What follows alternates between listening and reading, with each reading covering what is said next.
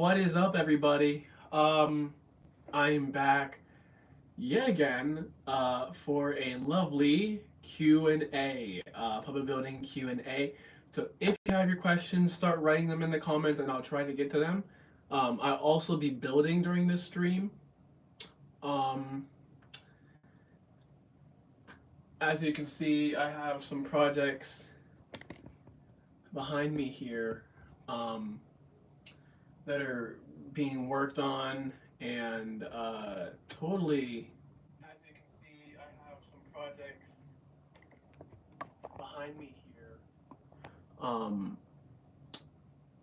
how's it going? I've been good. I had a little bit of trouble the past few months doing personal stuff, but I am back and better than ever, starting to work on new projects.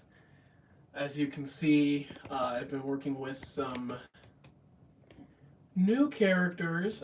These aren't my characters. These are characters of someone else's design. If you actually want to go check out the project, you can go to Instagram and check out the big red telephone. Type that into the search bar. It has a big red telephone as the biopic. That's a project I'm working on. It's with a bunch of amazing people over at Point Park. So yeah, I'm building some characters for them. I'm working on today. What I'll be working on during stream is hi, how's it going? Smashing things extra. I love that name. I'll be working on the bodies, and actually, let me show you one of the characters here that's mostly finished. I'll grab him here. Let's see, where's your rods? 5544 over here. So this here is one of my is not one of my characters, but one of the characters we have been working on.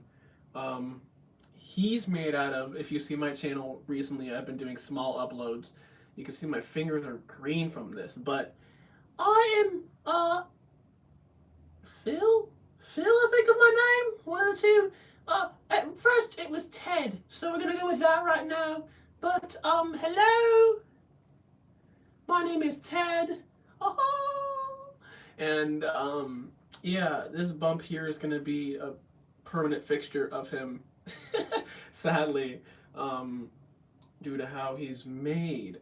But he's made out of blue fazel, which is why the seams are basically invisible on him. I dyed this, and he has doll joints in his arms here, so both of his arms he can do things like this. So he can do like yay, and he has a sleeve over there that needs sewn up. Yeah, he's adorable, isn't he? He's not completely finished yet. I have to make another pair of eyes for him, cause they'll be closer together like that, and not have fleece around the edge to pin on. They'll be just secured on once this head is all glued. But yeah, he's super adorable. And the cool thing, if you've seen me on Facebook at all recently, I asked how to build, how I can work on the hands and have them be removable, but also be like, oh yeah, so he can do this. But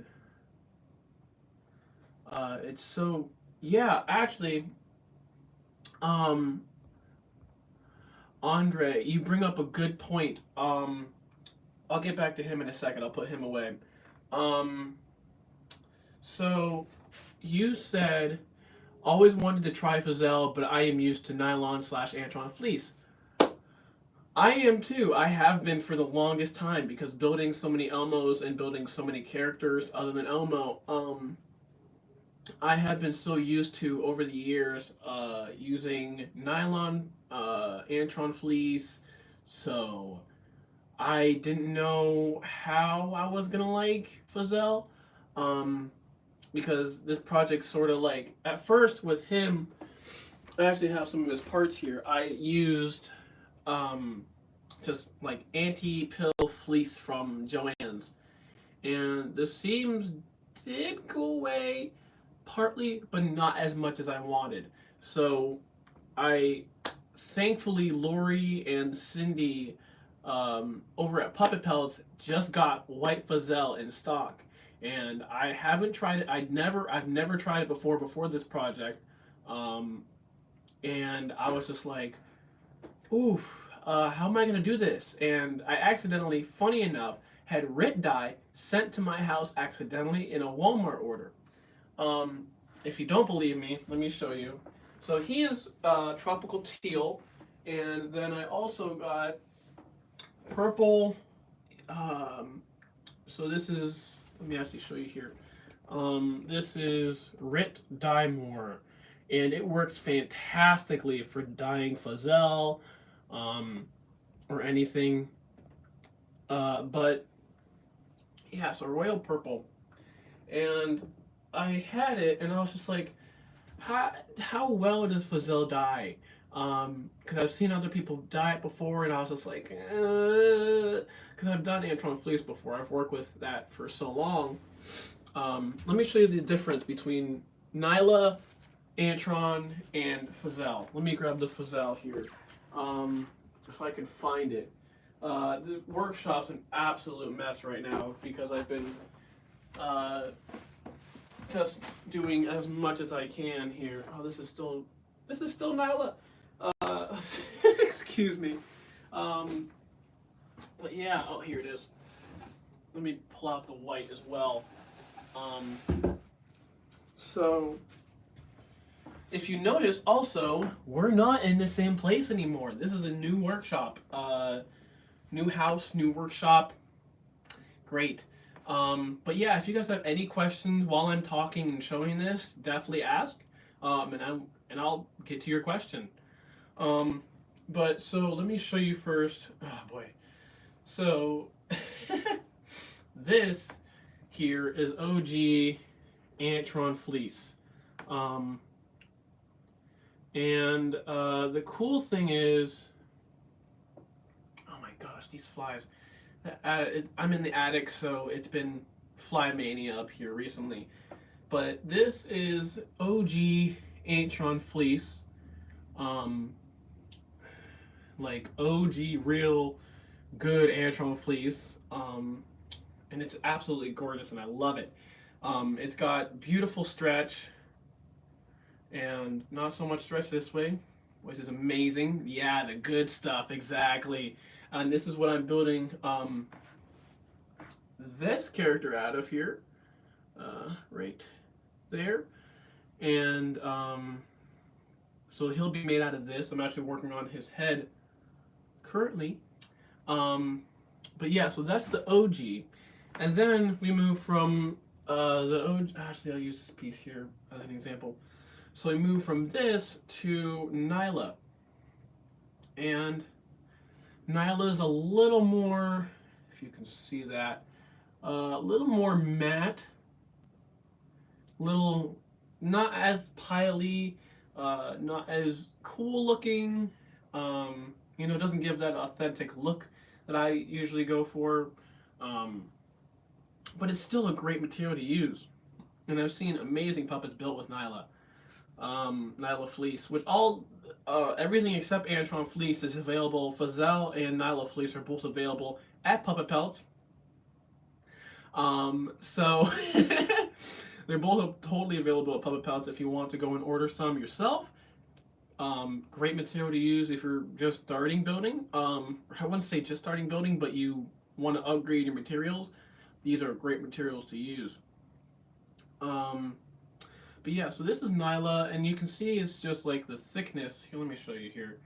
The thickness isn't super thick, but it's compared to OG fleece.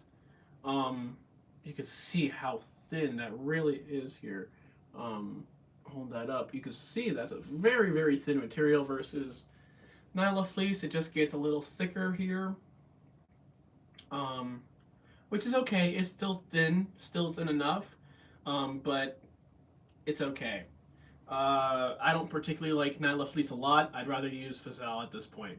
But then we move from Nyla fleece to Fazelle. And the great thing about Fazelle is it can really be dyed any color you want, like any color you can think of. It dyes beautifully. And I'm trying to go to these questions. Do you plan on building any Muppet Show replicas? I've built Kermit. Oh, yes, I do. I will get to that after this. I have a special project that I haven't really told many people about, but it's a pretty cool Muppet Show replica that I'm going to be working on. Actually, two of them that I'll be working on in the future. Um, but yeah, so this is Fazelle. Hello, Mr. Roblox. Um, so this is Fazelle here, and the cool thing about it is it's kind of hard to see here, but you can see it's a little thinner, but it's a little fuzzier. So we're kind of almost close to this, but not exactly where we want it. Um, but it dyes beautifully and it sews beautifully. So what I did is I took this and made it this. And these are actually the same yardage from the same bolt. Um, and the great thing about this is it dyes absolutely beautifully, as you can see. And when you sew it together, it's beautiful because the seams just disappear. And that's what I was looking for, especially with this project, because I didn't have a lot of time to just be sitting here trying to pick seams, and because this project has to get pushed out the door in like next week, 2 weeks, next week, something like that. So all three of these characters have to be finished. So yeah, it's been a lot. I've been doing a lot of work. But yeah, this is White Fazelle. If you're a puppet builder and you're looking to upgrade your materials, definitely look towards Nyla Fleece and Fazelle from Puppet Pelts. Lori and Cindy over there are amazing. They do great customer service as well. I think they also dye fleece, if you ask. I don't remember, but it's definitely a good thing to do. If you're wondering where I got the OG fleece, I got that, I believe, from Weird Kid Store maybe 3 years ago. And I had it custom dyed so I could build more Elmos. Because Elmo's nose is a very certain color, and I've been trying to work with it, but you either get a certain color or you get a color that's off. So it's been in between there. Oh, it's stuck buffering.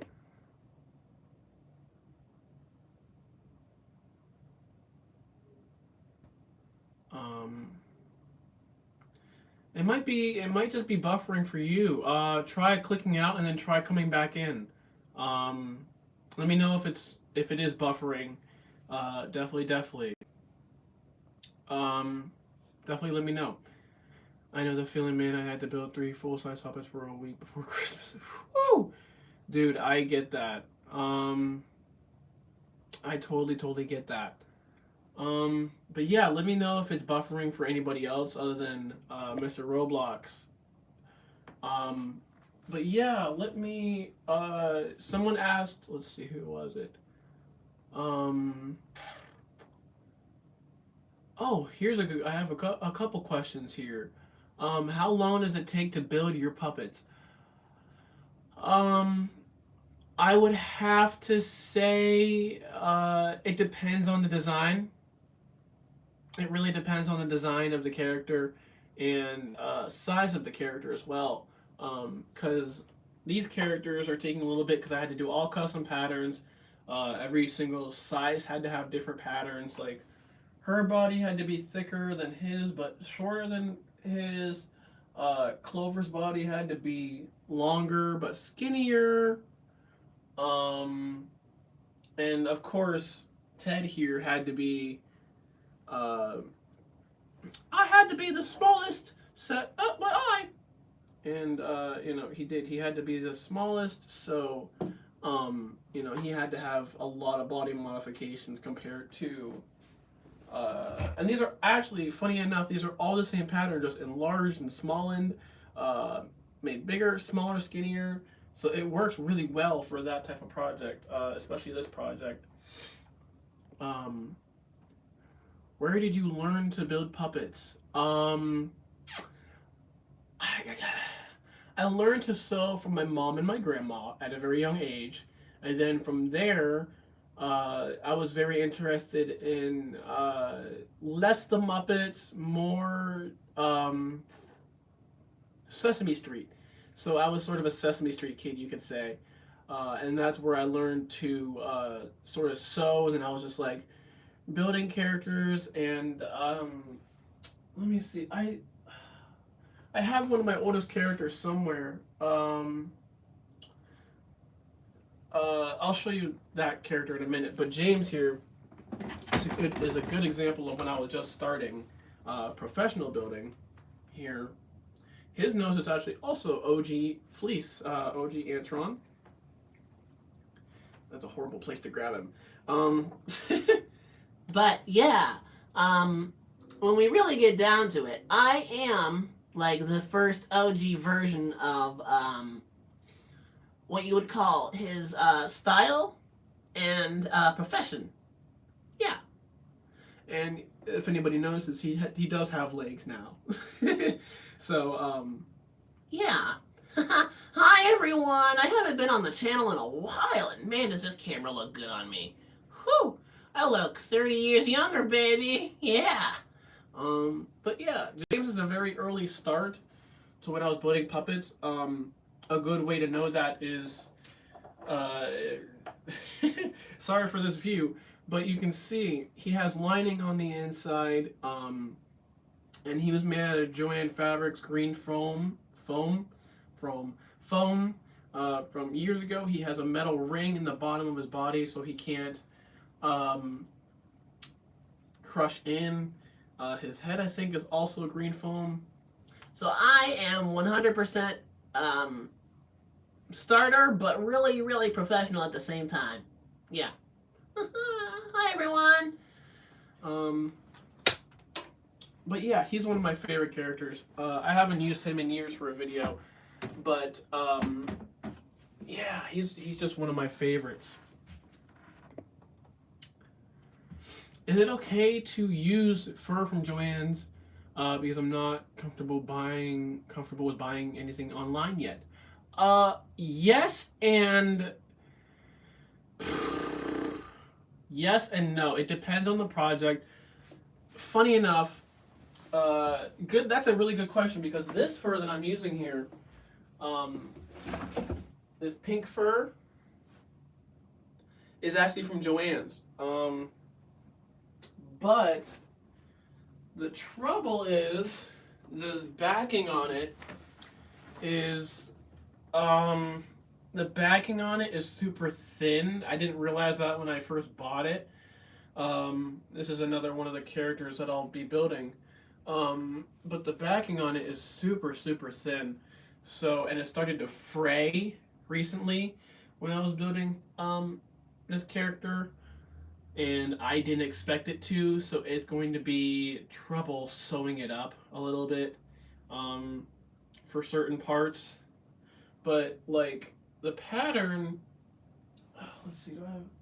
So, let me grab Clover's body. So this body is basically the same thing that's on the inside of her. It has boning on the inside, if you can see that. Boning on the bottom, boning on the top, so it doesn't crush. And some people, I've heard like another puppet thing is like some people will like, don't use polyfoam. Using polyfoam is horrible. This is polyfoam. James is polyfoam. Most of the Elmos I've built are polyfoam. Let's see. I have two more characters I can show you as an example. Let's see. Well, his pupil always comes off anyways. But,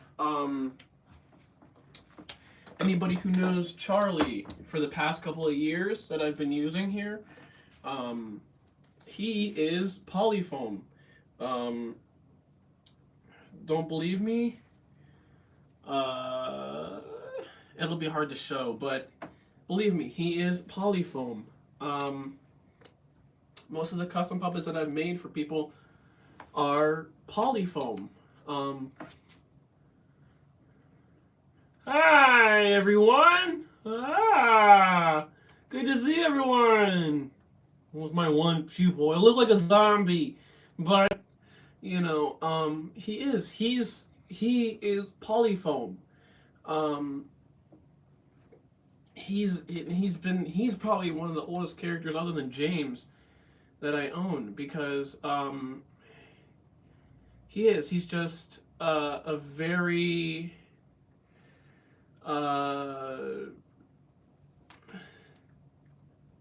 you know easy, but sort of just easy build.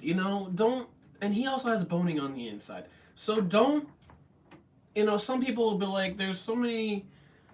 I've been watching Phil Fletcher.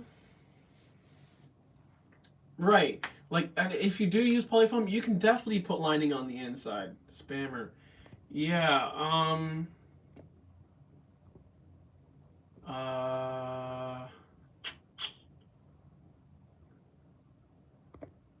I'll have to. I wonder if could I, Andre? Could I ask you to, if I add you as a moderator, would you feel up to doing that to get rid of some of these spam comments for me? Let me know. But yeah, polyfoam. It works the same as as any other foam you're really going to use in the industry. I've been watching, like I said, I've been watching a lot of Phil Fletcher, and he's explained things to me that I've never thought about. Or like when I ask a question, he explains it in a different way than what I've heard in the past. So it really makes me think. Like he told me, I was like, "What's your idea on hot glue?" And he's like, "Cool, I'm gonna make you moderator then." Thank you, man.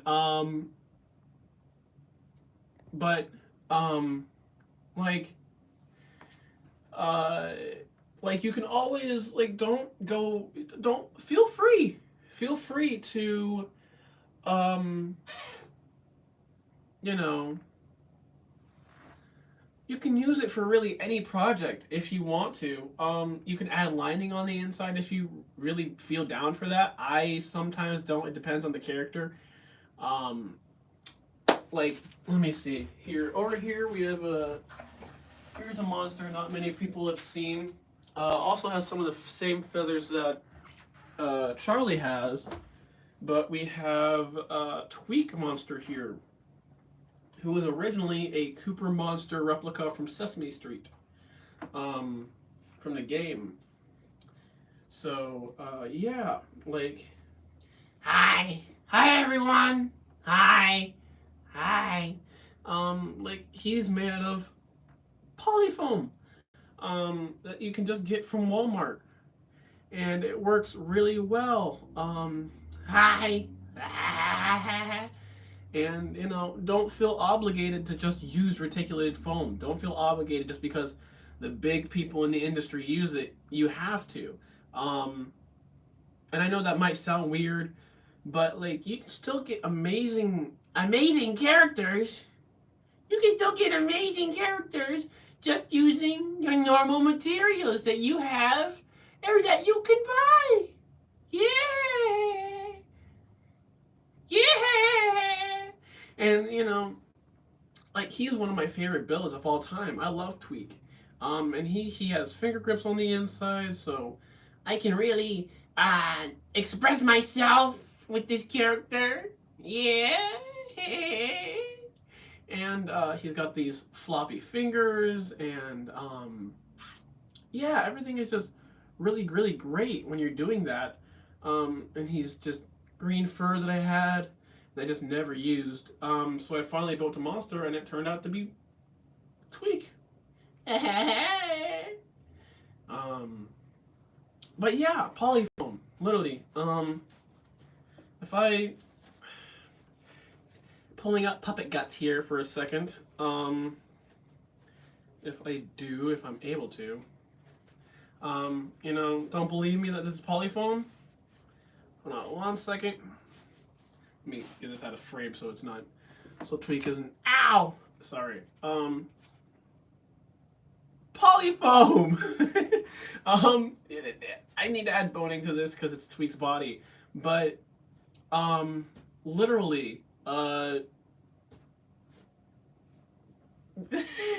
can't go wrong with it. I see so many people that are stuck to like, I can't get reticulated foam, so I can't build puppets. May I introduce you to polyfoam, half-inch polyfoam. You can get 1 inch, half-inch. There's like blocks of it. Anything you really feel, it works amazingly. Don't feel strapped down to the industry standard, the standards of what you see on TV or how they build something on TV or how they build it somewhere else, and like you can look up to it. Definitely look up to it. That's what I do. I look at how things are built and I might build something based off of it, but I build it in my own way that I feel comfortable. If that makes sense. And also it's cheaper than reticulated foam for the most part sometimes. What is your favorite felt or fleece? I forgot. Let me get to the hello William. I am doing good. How are you? Let me get to the Muppet question and then I will get right back to your question. So someone asked me earlier, have I built any Muppet Show replicas? And I have a Kermit that I have from Caleb downstairs, that I didn't build but he built. If you want to go see that video, it's on my channel. It's the newest replica unboxing video. It's really fun. It's one of my favorite videos. If you want to go check that out. You know, you can check it out during stream or after stream, whenever you feel. I have another Kermit that I've built in a box in there that's not the best Kermit replica ever. If you guys want me to go grab that, I can. It's in the other room, so it'd only be a second to just grab him. But this is a project that not a lot of people know, but they will know the character once they see this material. Let me grab this here. Can you guess who it's gonna be? As you see here, can you take a guess? Any ideas? Put them in the comments. This is gonna be my newest replica after I'm done building these guys. Which I think I may have one more commission to do after I'm done with these guys, but we'll see. This might be just a spare time project whenever I have it. But this is going to be yes, and yes. And take a guess where I got this. Take a guess where I got this. Joanne's Fabrics. The same time I got the materials for him, which I didn't get Fazell at Joanne's Fabrics, you know, because he can't. You can't get Fazell at Joanne's Fabrics, you can't get it at Michael's, and you can't get it at Hobby Lobby. I wish those three sold it, but you know how fast it would go out of stock? I'd be buying it in bundles every time I go to Joanne's Fabrics. But yes, this is going to be Gonzo! For those who said it, you're correct. Correct. I've always wanted to build a Gonzo or a Fozzie. I have patterns for Fozzie. I just never got around. I built a spare head. I just never got around to finishing him. Joanne's has perfect fur, so you might see Gonzo, Kermit, and Fozzie up in my replica list. But I definitely want to do a build video for this Gonzo. So if you'd be interested in that, let me know. Once I'm done with these characters, I can definitely do a build video on how I build Gonzo and how I make my version of the replica. Yeah, I'm just kind of, yeah. And yeah, because he's one of my favorites. Another, I said I was building two. I was going to build, if I have enough of this orange left, I plan on building animal. So maybe I might just get, more fleece and dye it, or have it custom dyed to the same color. Because that's a really beautiful, like, animal-ish color. I might get something that's a little brighter. Um, but yeah, I want to build an animal. The trouble is, his mech is so tightly together. I have to work around that. I think I have a couple ideas on how to do it. I could ask a couple people. Um, like Arjwan, he's an amazing builder. I think I could ask him for a few tips and tricks on building an animal. If he'd be willing to share them with me. Because another thing is, a lot of builders are stingy. And it's not like bad stingy most of the time. Sometimes it's just like you understand the stinginess behind it, um, when building replicas, because like they'll build a replica, but they'll only, like, I'm the sort of the same way. Like, I'll only share so much about the building process. I won't, I'm not gonna, like, if you want a build video, I have two build videos of Elmos I've done on my channel, and how I've built them, the sizes and stuff. But you'll notice I don't share like the official patterns. The reason for that being, uh, I've put years and years and years into those patterns, so I don't. I know there's like sort of like a mix up. Some people were just like, well, if you're gonna build it and show us, why don't you give us the pattern for free? Um,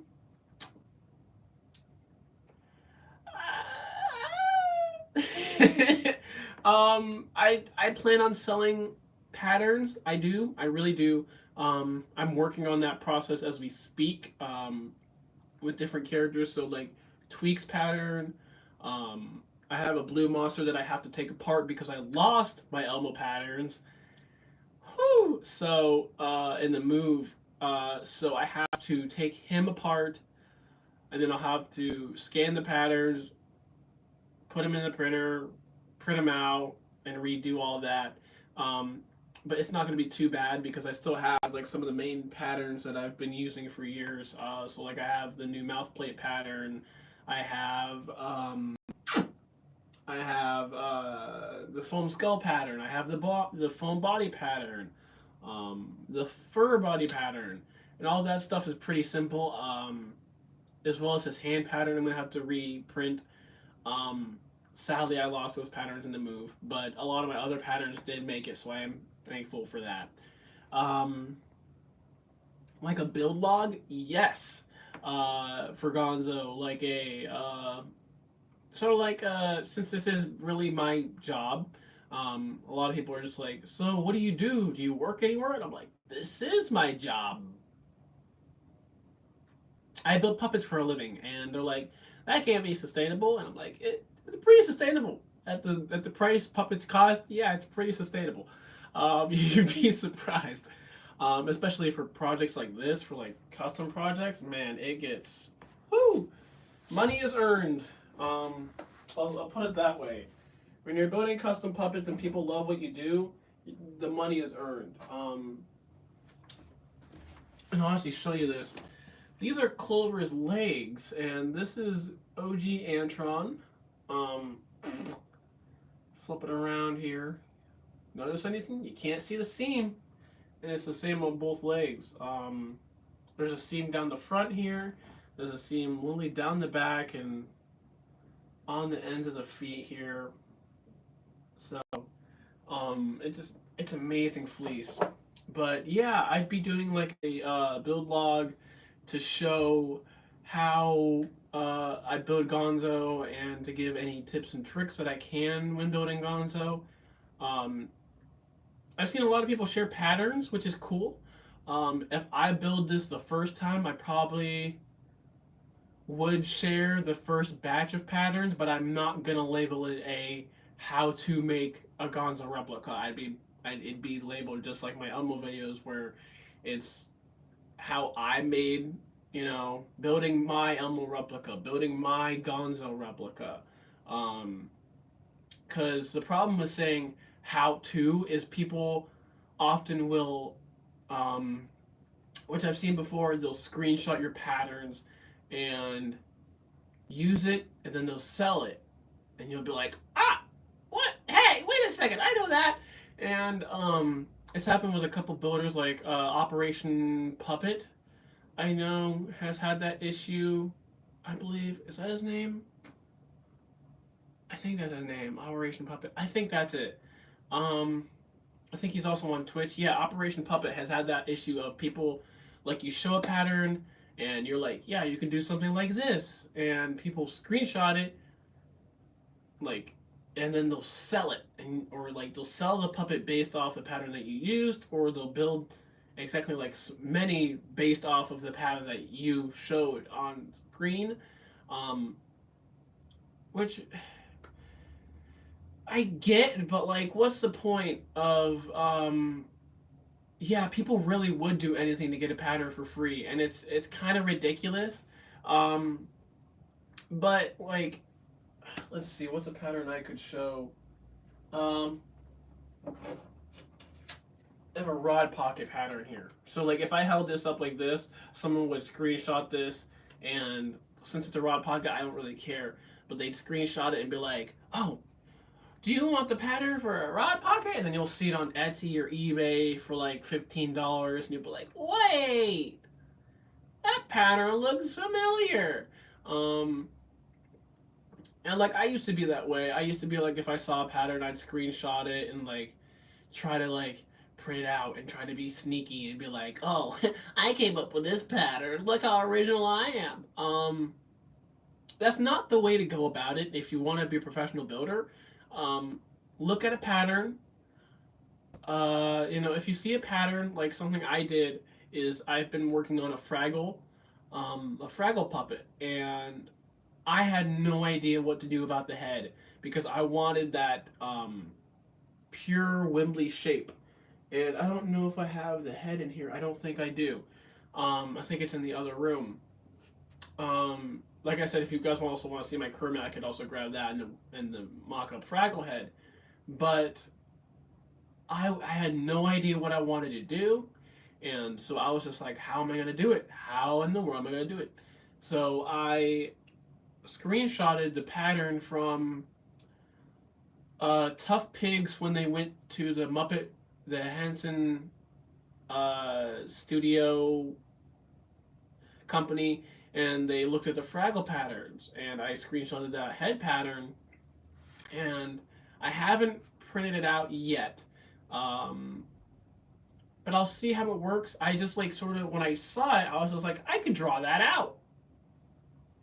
Simple as that. I could draw that out and make my own based off of what I see, and that's exactly what I did. So I took some of the darts out, and I drew my own pattern, and I made my own mock-up head, and the mock-up head looks just the same way as if I copied it and printed it and, you know, did all that. So you can get the same results. Just you're not gonna get it. You're not gonna make. Yeah, the Wembley head is a great pattern.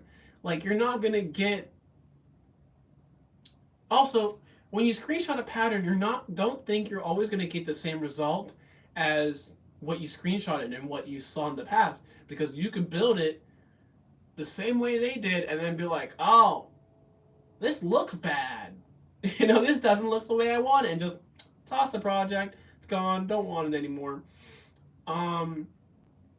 Which happens a lot with people that I see. They'll build a project, they won't like it, and they'll just toss it in the bin. Um, which I've done that a few times, but I rarely, if I have a project that I don't like, I rarely throw it out. Because I always know I could use that as a reference for something else I might want to build in the future. Um, or, you know, like, for him, this little guy, Ted here. Hi, I'm back. I did. This is my third head that I've done of this. So, and I had to figure out how I wanted him built. So I was just like, oh, this looks good enough. Yep, Great. Cheerio. And so from there, like down, I've had like this is a mock-up, you know. So it's like you start off with something cool, and you know, you start off with an idea. First, I started off with a ball. I started off with a sphere pattern, to make this like a foam ball. Then I eventually cut into that, and it turned into. I actually have, part of it here. This this pattern just like it just turned into this, you know. Hi, and then you know cause why not? You know, it's so simple. And this was hot glue is good for mock-ups. I'll put it that way. If you want to use hot glue is good for really anything except for like full-on structure. So like if you're building a body, you don't want to put hot glue in between the seams. Um, like oh my gosh, I have heads rolling everywhere. But yeah, so like this body, all contact cement, weldwood, contact cement. The rings are contact cemented in there. So and like yeah, works really well. But like this, just for the mock-up, like there were full spheres. You can tell by how it's cut. This was like a full sphere ball. I drew on it. I said, do I like the size? And I did. And you can see how that eventually turned out to be that that shape there, you know. So you know, make mock-ups. You know, start you know messing with things, and you know you can turn out with something like this and turn it into this. So like this is a perfect example right here. And then if you grab the foam, put the foam up, this and this, it turns out to be something pretty cool. Um, if anybody has any questions about building, definitely let me know. Like if you have any questions on how I attach this or anything, let me know because he's not fully finished. Everything this his head needs sewn on. He needs a sleeve attached, and he also needs his little leggies sewn on. Um, the reason he has a UK accent is because I've been watching so much Phil Fletcher. I've just sort of caught on to the UK accent. So my voice is inspired by Phil Fletcher. Cracky. Wait, that's not right. But yeah. Oh, bullocks. That's right. Yeah. And cool thing about him is too. So I think I said this before. He has. I don't know if I did. He has removable arm rods. You might not be able to tell, which is good. But he has removable arm rods. Um, Little pockets on his hands, and you can just take out a pin here, grab an arm rod. Actually, let me use the other one because this is the right one. And you literally just find the pocket and it slides in. Then you just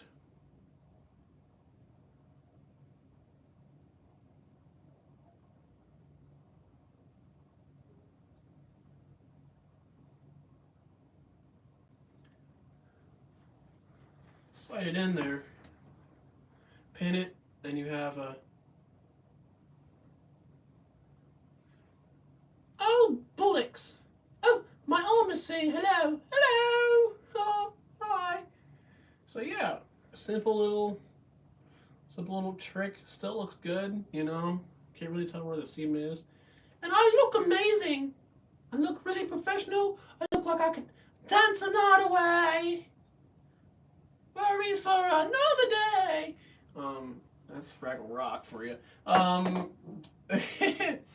Let's see. Um, what was the hardest project you've ever done? You have ever done?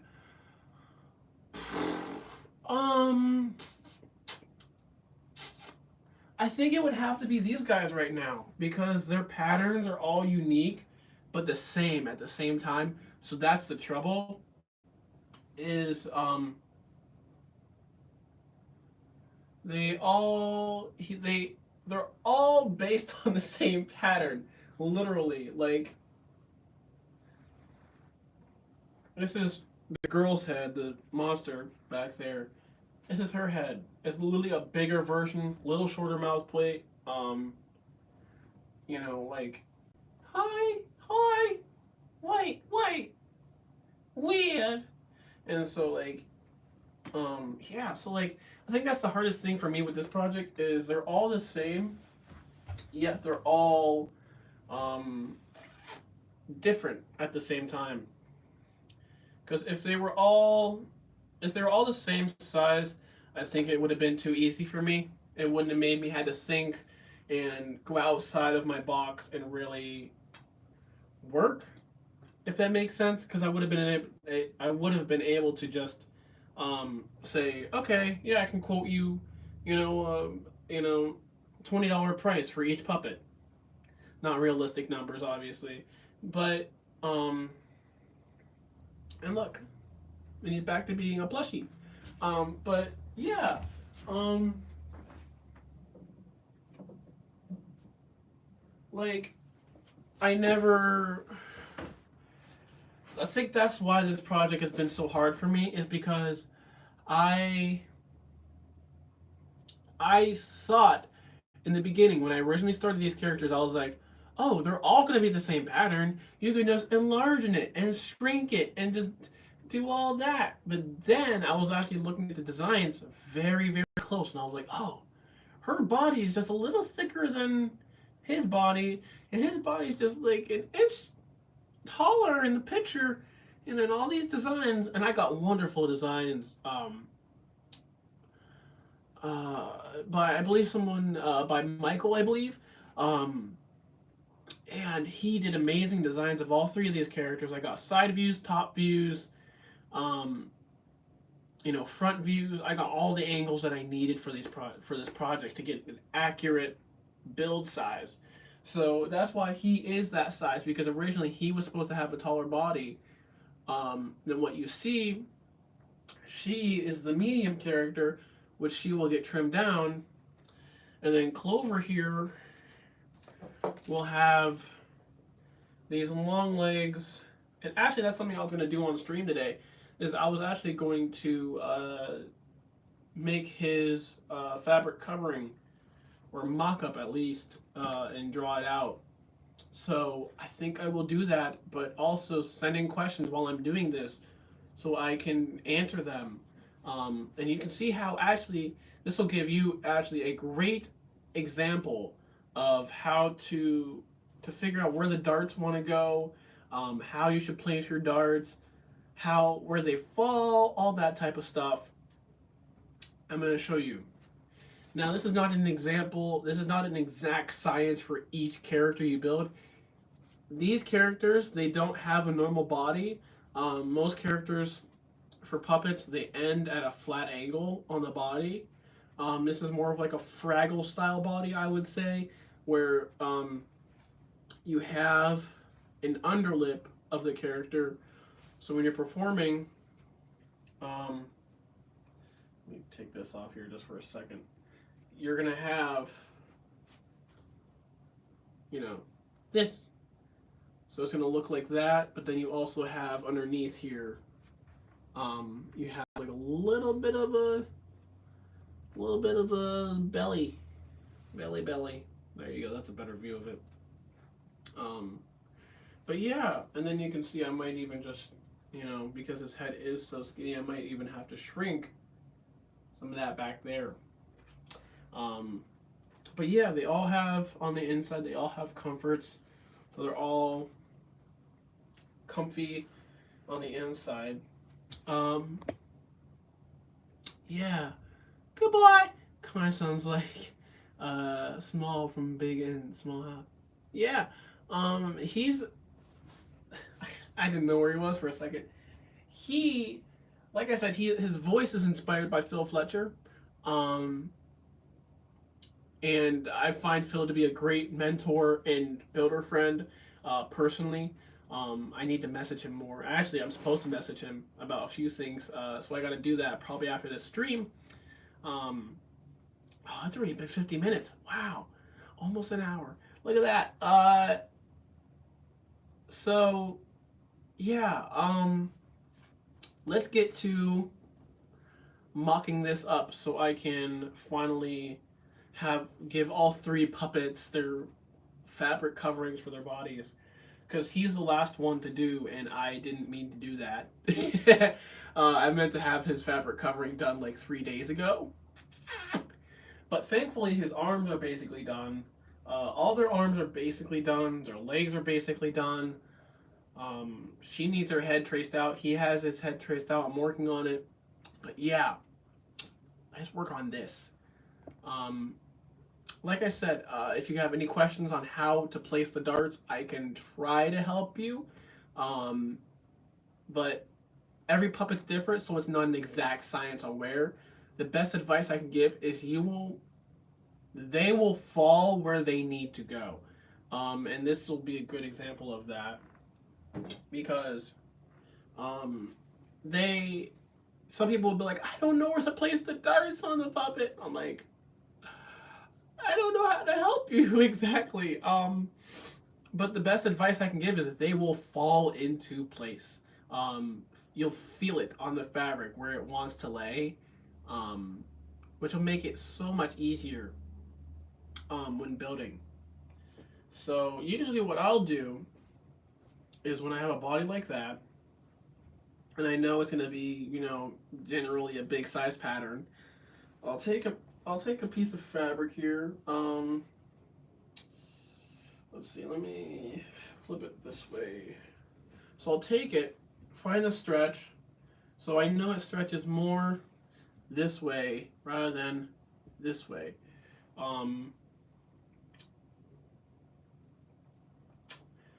And a good question for that is, like, do you want that stretch to go from left to right on the body, or do you want the stretch to go up and down? I particularly, in this case, want the stretch to go left to right rather than up and down, so that it doesn't.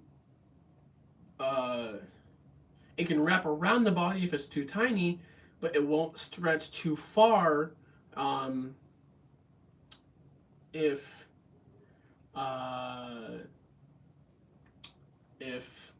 I need it to. Because it will, what it should do is, when you're building a body, it should cover over this a little bit.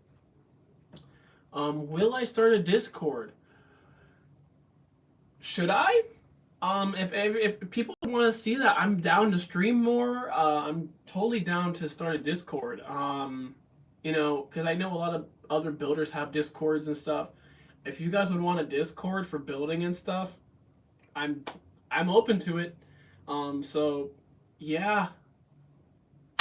But yeah, if anybody has any building questions about how fleece works, or really any puppet building questions, I'll answer that for you while I'm doing this.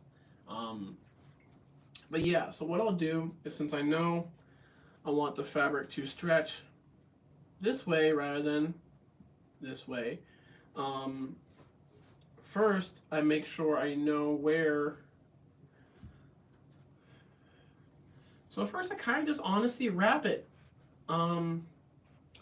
which I know sounds kind of stupid, but I honestly just start off by, wrapping fabric around this. So what I'll sometimes do is, since I know how big it is, also, if you guys want to go follow me on TikTok, I think it's your boy JK87, and I also have JoJo Puppet Studio also has TikTok, so check out our TikTok as well at JoJo Puppet Studio. Also, if you want to go follow my Instagram, where you can see more progress photos, it's your boy JK87. Well, your boy _JK_ your boy _JK87, I believe. Something like that. I'm not very good at doing shout outs like that so far. as you can tell. But yeah, I'll sort of just see how wide this fabric needs to be to wrap around the body, and because the bottom part does give a little bit of trouble. So I always try to make sure that you have enough on top and bottom, so that if you mess up, you have enough to readjust it, per se. So I'll do like maybe, I'd say like that much. So maybe like a little more than a foot, I'd say. Now this is, like I said, this is not exact science for each character. This is how I'm doing it for this particular body. But yeah, so I'll do like that long. I just dropped a granola bar. And so I'll have it like that, and then you kind of gotta pick a length that works for you. And I'm gonna say, where are my good scissors? I'm gonna say maybe.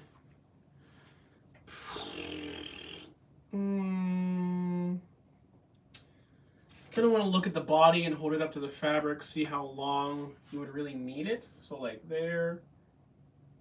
So I'm gonna say like maybe 5 to 4 inches below that, just so I have room to adjust stuff. Because darts do move the fleece a little bit when you're doing that. So you do want to be aware of that. So I'm going to hold this up to this again, like that. So I'm going to say here. Yeah, I think that'll be okay. And yeah, so I'm going to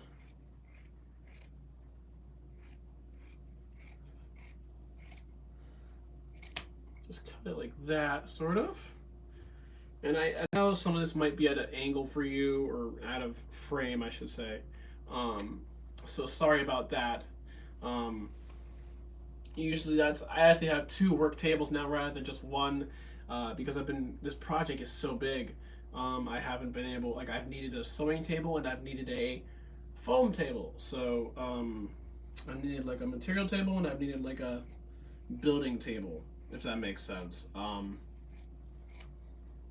So yeah. But yeah, if you guys want to see a Discord, definitely let me know. I'd be down to start Discord. I used to use Discord when I marched. When I marched Rogues Hollow, we had Discord, so I know how to use it for the most part. But yeah, so this is generally the size that I'm going to use for the fabric. I'll hold that up there so you can sort of see. Also, puppets aren't as big as you think. Cookie Monster is like maybe, I want to say, because almost about 20 to 24 inches tall. That's that's like eyeball to toe. Like the bottom of his feet to the top of his eyeball is like 20 to 24 inches. So that says a lot. You would think these characters are huge on TV. They look big, they look burly. Dr. T's head is only like, not that big. I'd say like maybe 6 to 7 inches wide his head is. He doesn't have a gigantic head. Neither does Ralph the dog. Ralph the dog only has like a 7-8 inch mouth plate side to side. And maybe like 4 to 5 inches wide. Or like, so like this way about 6 to 7. This way about 4 to 5 inches for Ralph. Like, puppets aren't as big as you think. But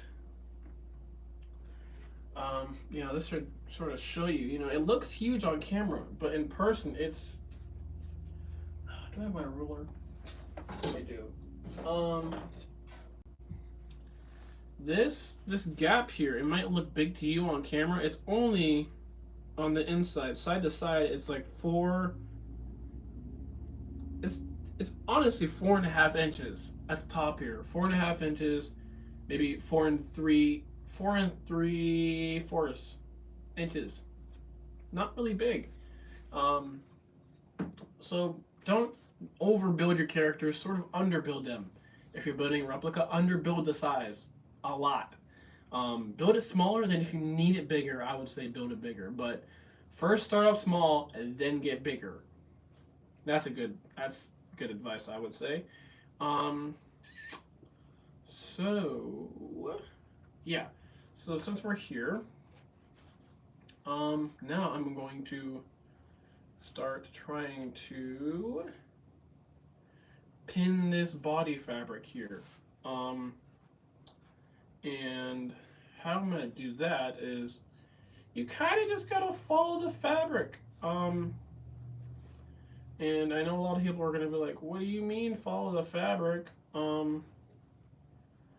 mean what I said, man. Just follow the fabric. You can't go wrong just trying to build something, you know? Like if you're trying to build it for TV or you're trying to build it for, blah blah blah blah blah. Just try it before you even knock it, try it. You might see that, maybe you need a dart here, maybe you need a dart here. Which is quite important to me. I always try to see where the seams are going to lay first, just because. I am going to trim off this little edge here because it has this little weird edge here. I don't like that on my bodies, or on the fabric at all, honestly. So I'm just going to cut that off here.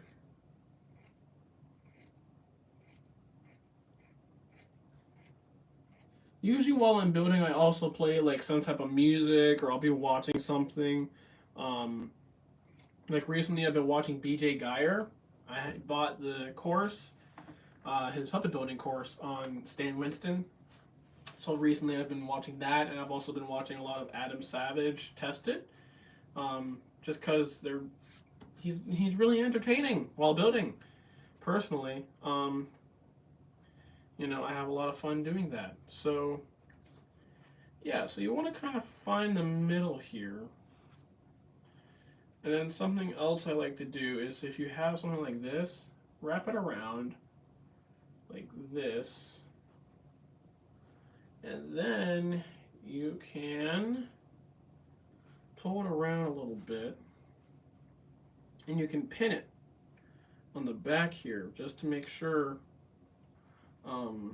you know where it's at. You can pin it wherever that seam is. Like that. And then you should have a body. Well, not exactly you should have a body. That's not the exact science yet. We're getting there. Yes, Adam Savage. And yeah, man, he's amazing. I love watching his one day builds. Oh, I wish I had that speed, man. I think the older you get, the faster you build. So I'm really looking forward to that. The older I get, the faster I learn to build stuff, and the more techniques you learn. Which I know some people are just like, oh, like Phil Fletcher is. I wouldn't call him my mentor, but I would call him my mentor.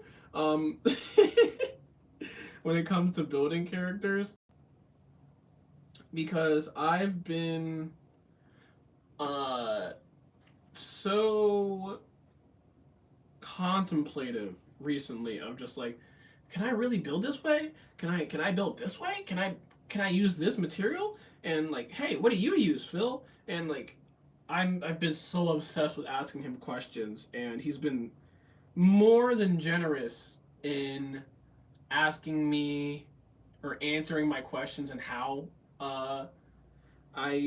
how he answers them. Like he'll answer something like if it makes sense, he'll be like, "Oh, that's utter shite, quite shite. I don't like building that way, but you can do anything you want." And he'll give really good advice. Like the hot glue debate, we had a whole live. I brought up hot glue.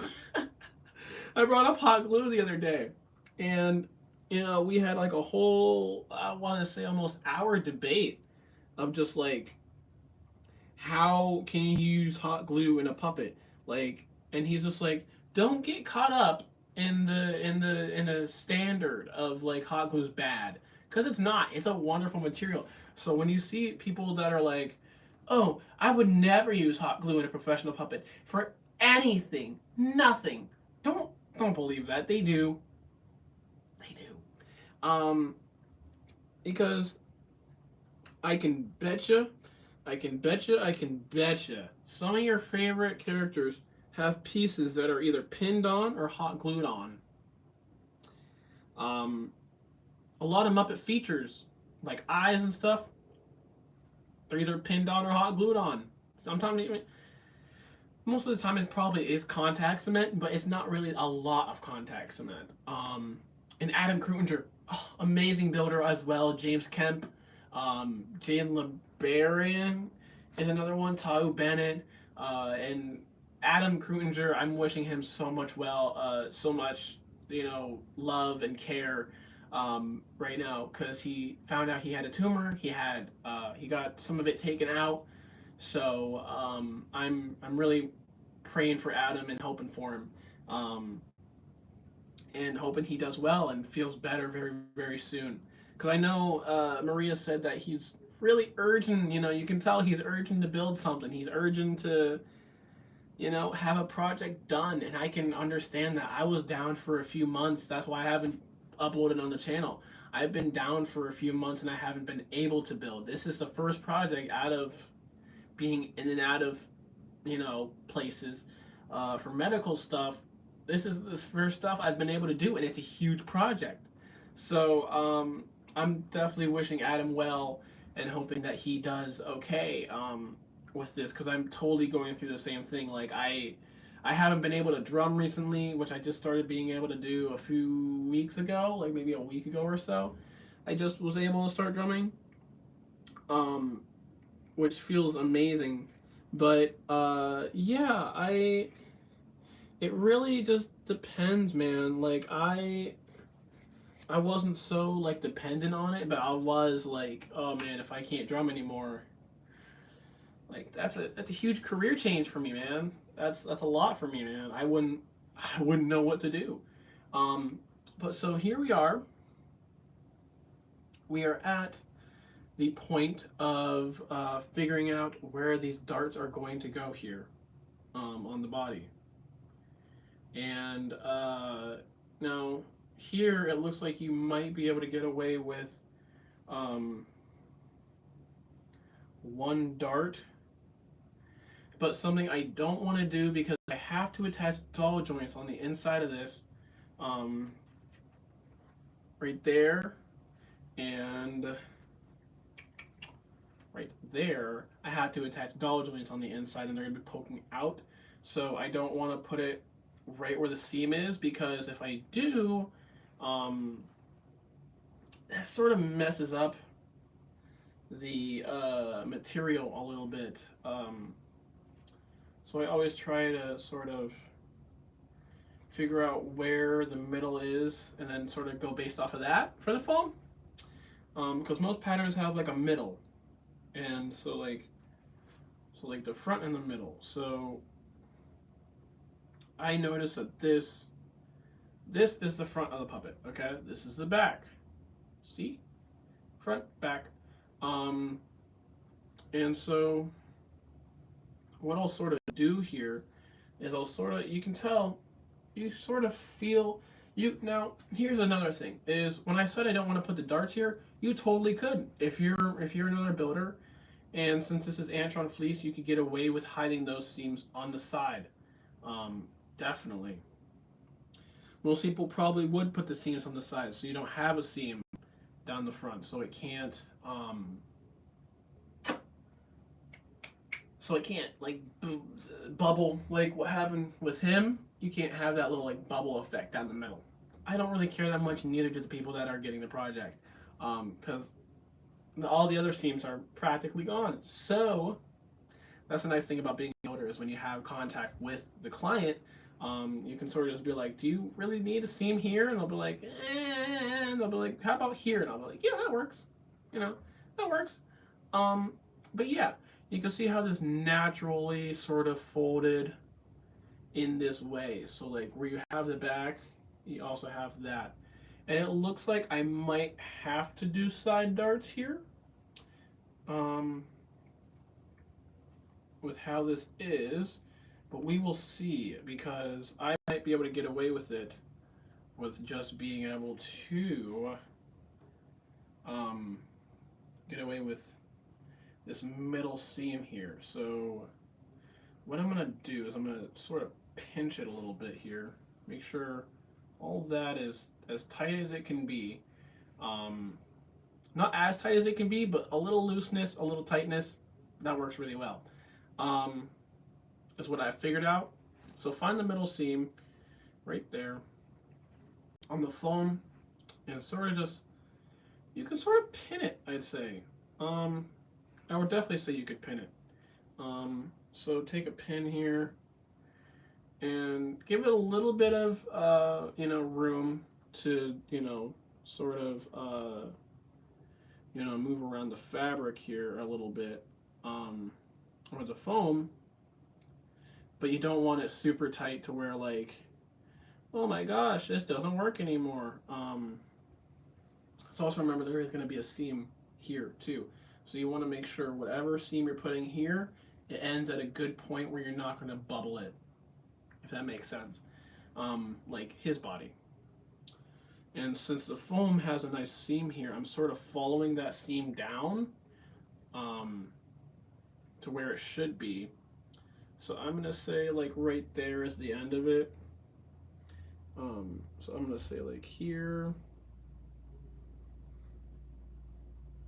pin it, and like there, maybe. I'm going to say, so then find the middle seam again, so like that, and you can see how it sort of does bubble, but that's because you're going to put another pin there, obviously, so it's not bubbling.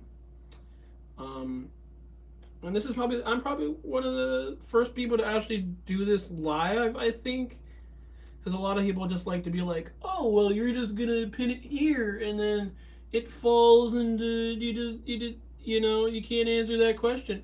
And I wouldn't say that's a bad thing. But yeah, so see how now we have a dart in the front, and it lines up on the inside with this center seam on the foam. And so then, since we have a nice, so now you can see we have a beautiful side, another beautiful side, and the middle comes to the point on the front, which is exactly what I want. And then what you can do, now this fabric looks like it can either pin here or pin somewhere else. I'll be right back. Yeah, totally cool. This stream will be uploaded to YouTube if it's not too long, which I think there's been streams that have been like 10 hours on here. So, and you can I'll definitely skip around on this stream. You'll definitely have a lot of room to do that. But since I have that middle seam here, I'm gonna go along that again, trying to find that middle seam here, up until I get to the bottom here. So like that, yeah? And now you could try and pin this as tight as you want. I wouldn't recommend that, because then you're going to have pieces like this, and then you're going to be like, oh, well, I could just pin that to the back, couldn't I? I mean, you could, but I like to add 3 darts. It makes it a little easier to sew. Not easier to sew, but easier to know where everything goes together for the most part. So yeah, so find that middle seam here, and sort of just find it and pin along that middle seam down. or up. Either way you feel comfortable. Down or up. Um, so I'm gonna take his body here, find that middle seam, and sort of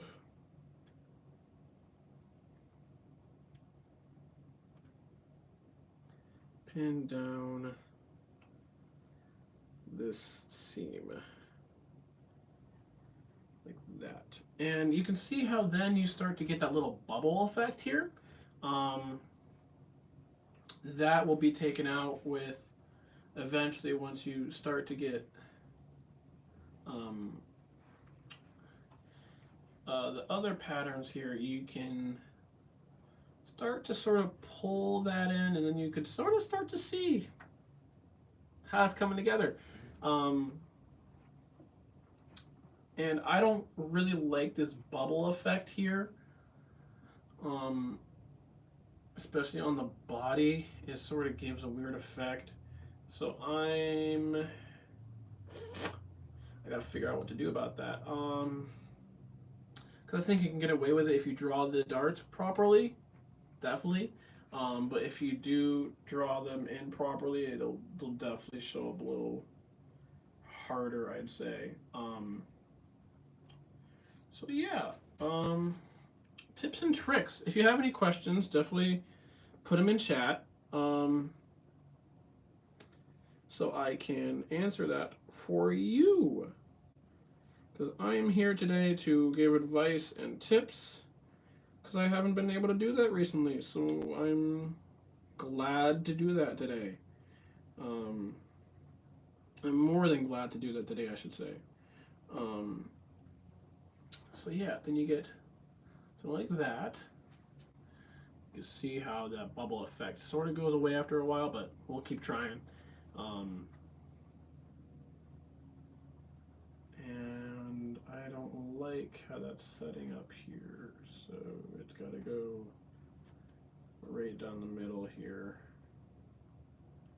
So I'm going to say like right here is where it needs to be.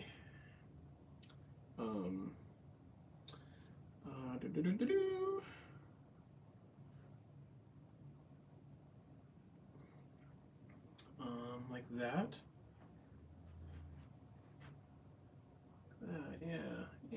Yeah. So like that. And you can see how then you get a nice shape there. But then, here's the tricky part. A lot of people would just be like, this is good enough. But I like to do a little more than this just to make sure I have security in knowing where this is. And, actually, if I had a dart up here, is that going to be able to pull that around? No. I think it's just how those darts lay. Let's see, here's a question. Which do you prefer, Fazelle, Antron, or nylon fleece? Whew! Oh man.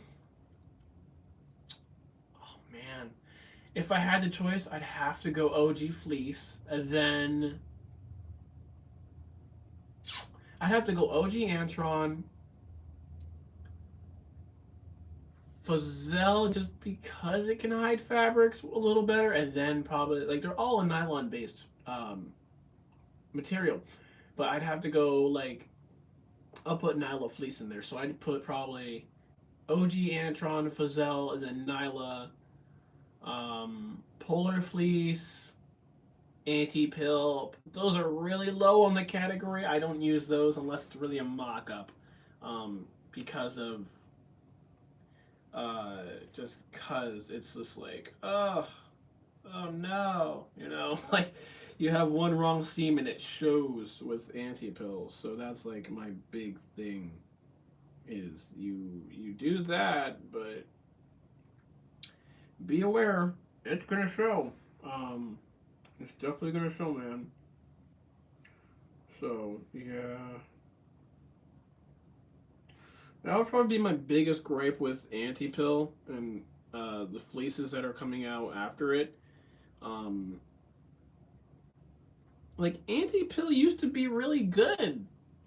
I don't know if anybody else remembers that, but anti-pill fleece used to be really, really good. Um, like you used to be able to just like pick it up from Walmart and be happy with the result you got.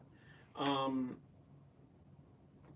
which I know sounds ridiculous, right? What I'm gonna do here is since I have that pinned, since I know how that seam's gonna go, I'm gonna try to see if I can get this a little tighter up here so I can figure out how to get less of a bubble here. Because that's the trouble is when you're building something like this, it might want to, since you have one seam like that, it might just have a bubble down the middle and you might just have to live with it and then stretch it around. Um, but yeah, you never know.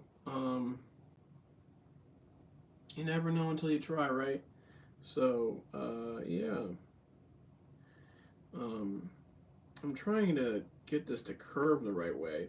Which that's the difficult thing about this pattern is, um, and that's why I thought this was a good example is because this isn't like a regular body pattern. This is a curved body, you know, like not easy. You're gonna have trouble building it. Um, I used to use anti-pill from Walmart, and boy, my puppets look better since I started using professional fleece. Exactly. Before we get back to this, that's a good point because if I bring him over here. See how you can't see any of the seams on him? And even if you lift, the only place you can see a seam on James is his back, and that's barely. But don't ever do that again. Sorry. You showed my butt. Huh? Am I allowed to say that on stream? I don't know. I'm you in puppet form, so whatever I say, he says. But yeah. Okay, see you later, Mr. Roblox. If you want to see the stream later, it's definitely gonna be uploaded. But yeah, James is anti-pill fleece. And I look great. I've held up for years and years and years. I have never once snapped, broke, cracked, or popped. Which usually tends to happen with characters like me. Like, he is hot glued. The foam on the inside, his hands, his body is hot glued. So you can build a puppet that's made out of hot glue and it'll last. I last a long time. I've lasted a long time. I've lasted what? About 10 years? Yeah. I'm about a 10-year-old character here. And I look fantastic. You know? So it really just depends on how you build and who you build for, the techniques you use, and all stuff like that. So, yeah. But yeah, that's James. Whoop. He didn't take that too well. But yeah, I'm gonna do like 2 more darts on this, and then I think I'm going to take some more questions and then end the stream. I'm gonna do the last 2 darts and just show you what it would look like. You haven't changed a bit. Yeah, he's a priceless character. Except for the way he's sitting right now. Oh dear. He fell, so his arm was all twisted up. But yeah, so before you could see how the body had those 3 triangles that came in. What I'm gonna try to do here is if I can, because what this means is that it might mean I need to stretch this fabric a little more on each side, but I can't really do that. So, but like you can sort of see the seam here, how it comes down and curves. So what I'm gonna do is follow that. Follow the seam and just follow that. Yeah, literally just follow the seam. And I know some people would be like, well, how are you supposed to know where this seam is? You'll feel it. You'll feel where the seam is. A lot of people with seams, with putting seams on a character, you really gotta guess. Which I know might not seem like the ideal advice, and some people might be like, "That's not what I was looking for in advice." It might not be, but like when you are building a character, sometimes the only thing you can do is just guess, um, and hope that it works. Because guessing, you'll be closer than not guessing and just being like, "Oh, I could do that." Um, so there. Then you have that and that, and then you're gonna add. Maybe we'll see. Um, that's pretty tight on the body. I'm gonna loosen that up just a bit. Um, it is. It's really tight on the body, so I don't want it to be super tight on the body, but I do want it to hold its strength, hold its length up. So I'm trying to make sure that wherever I build this, it's not too tight on the body. Because that's another thing, you could build it, but if it's too tight to the body, you're gonna see every single seam possible. Um, Especially with sewing it, like you're gonna be like, "Oh no, what happened? I didn't mean for that to show up, but it did." Um, so yeah. And then here, I'm gonna take some of this, follow the curve here, and that curves in like that. So then you kind of, you'll get three nice curves on the bottom here. You know, kind of gotta follow the inside here actually. Yeah, exactly what I was thinking. Right. Okay. Sometimes even I confuse myself with how these patterns move and situate themselves. Um, Because sometimes they do like to move. They don't like to sit still. Which I can totally understand because I have ADHD. Um, Also, if anybody didn't know, since this video is going live, I got married. I'm married now. um, Big step in life. Yeah, I'm married now, so that's really cool.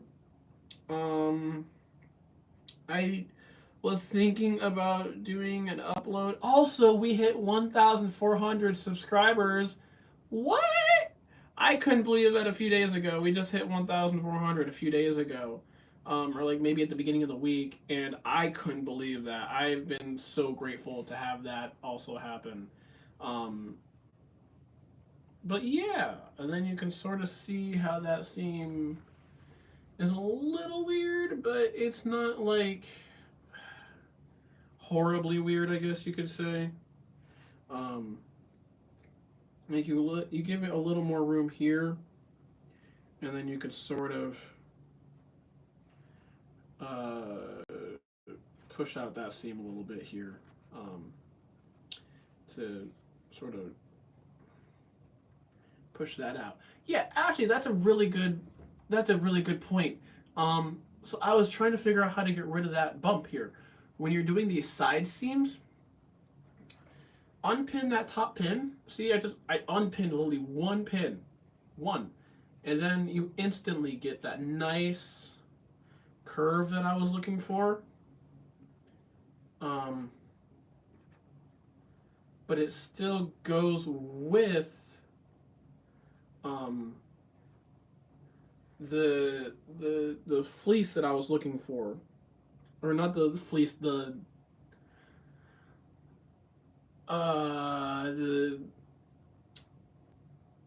my brain's been so messed up recently. That's part of what I've been going through. The dart. Sorry. Ow, pin. The dart. Um, so yeah. And you can see sort of you get a dart there, or you get a dart there. And you can sort of see how it flattens out itself there. Um, and then you can definitely, you know, I'd say you wouldn't want to pin it too far, honestly. I'd say you'd want to pin it to the point where it doesn't make a bubble, but also to the point where it just feels natural, I guess is the best way to put it. Because to me, that feels more natural than having that bubble there in the beginning. So, yeah, we're at 90 minutes. Woohoo!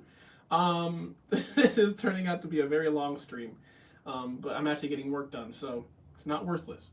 Um, but yeah, so because you want to make sure that you're not squishing the top thing in here too much, and you also want to make sure you're not squishing this down here too much. Now, when it comes to this will be the tricky part. Yeah, I know. I thank you. Yeah, the marriage was the 21st of a few months ago. I think we're on 6 months now. Yeah, coming up this month it'll be 6 months. So October is going to be our 6 month anniversary of being married. So it's actually pretty cool, which is awesome, and I'm super excited because we plan on going out and having a special day because that's pretty important. Um, but yeah, so you can see how these darts, how I sort of pin them all right there. My thing would be if you really want to get rid of this, you could probably readjust this middle seam here since it is so big. I don't really like how big that seam is. I'm going to see if I can readjust that right here real quick. Just because it is a really big seam. And it might have to be that big. Let me see if I can adjust the back too. Because once you adjust the back, you can start to pull the fabric around a little bit to move it in such a way that it doesn't really damage it, but you know, help the fabric. So I'm gonna pin it right. I'm gonna pin this fabric right here where it lines up here. Just like this, just so I have a flat point like that, just so I know that's where it's going to be flat here. And if I really want that flat point, I might just have to put the darts in the top for this character, which I know I didn't want to do, but sometimes that's what you have to do in order to get the look of a character that you really need versus oh well I don't want to do it that way, but you kind of sometimes have to. And I know there's probably going to be a bunch of people to be like, oh well, what if I can't build a dart like that? Like, see how the dart, if I do it that way, the dart's so much smaller. Tip of the day, man. Readjusting can really do wonders. Honestly. Honestly. So I'm gonna take this, figure out where the seam is, hopefully put in the middle, that'd be nice. Yeah, also try to line up your seams when you're drafting it like this, or draping it, I guess. Try to put them in the middle if possible, because then you can see that dart is incredibly smaller, and you don't have that huge bump here. You don't have to worry about it. You also have that nice covering here. You don't have to put a dart here anymore. So it's really just about like management, how you manage the fleece. Like, can you get it to move that way, um, the way you want it to move? Um, because it will. It'll adjust to what you want. So don't be worried if the first pass isn't on point. Um, like I used to be like that. I used to be like, if the first drape isn't where I want it, I'm never building the character. Like I used to be like that. I used to be so stingy about like where the darts go. Um, like I literally sit there and be like, I don't like it. I don't like it. Um, so it really depends on what you want, where you, how you feel about the character. Um, like, do you have the room to, move it around a little bit? Can you adjust it to, that little itty bitty corner? Like if you do adjust it to that itty bitty corner, is it gonna be a big mistake? Is it gonna be a small mistake? Um, and then I'll eventually what I'll do after this is I would make a paper template, um, and the paper template would tell me things I need to readjust. Like I've been readjusting. I had to readjust her pattern because, um, who has a great video? Adam Kruinger has a fantastic video on how to re-drape your fabric. Like once you drape it, it's his head video, I believe. Like once you pin it and you cut it out and you draw on it, that's not the final pattern. Don't take that as the final. You could try it, but usually you want to readjust and fix up a couple seams so they're even. He has a great video, Adam Kruinger. Is it Kruinger Puppets now on YouTube? I think it's Kruinger Puppets now on YouTube. Um, has a fantastic video on how to take this once it's drawn and make it reality without having to struggle too much. Because I've been using that technique for a while, the one he even shows on his channel. So, yeah, and then you sort of just follow the seam, man. Follow the seam. It's it's sort of like follow the yellow brick road in a sense. You know, like which way do I go? Follow the yellow brick road. Follow the yellow brick road. Follow. Like literally, you're following where these seams are. That was don't mind that ugly rendition. Um, I did. I'm friends with him on Facebook, and me and him had a couple personal conversations. Um, and I've talked to him before. And I feel so bad for the guy, but he's recovering incredibly well.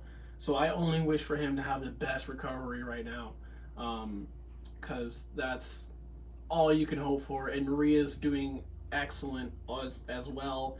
If I could give them I'm giving them a personal shout out. So if they see this or someone wants to tag them or edit this clip into something, Adam and Maria, we all love you. Like you're huge. We're rooting for you guys, and we're hoping that you all do well and feel better, get better. Um, and and people always say get well soon, get better soon. Give them time.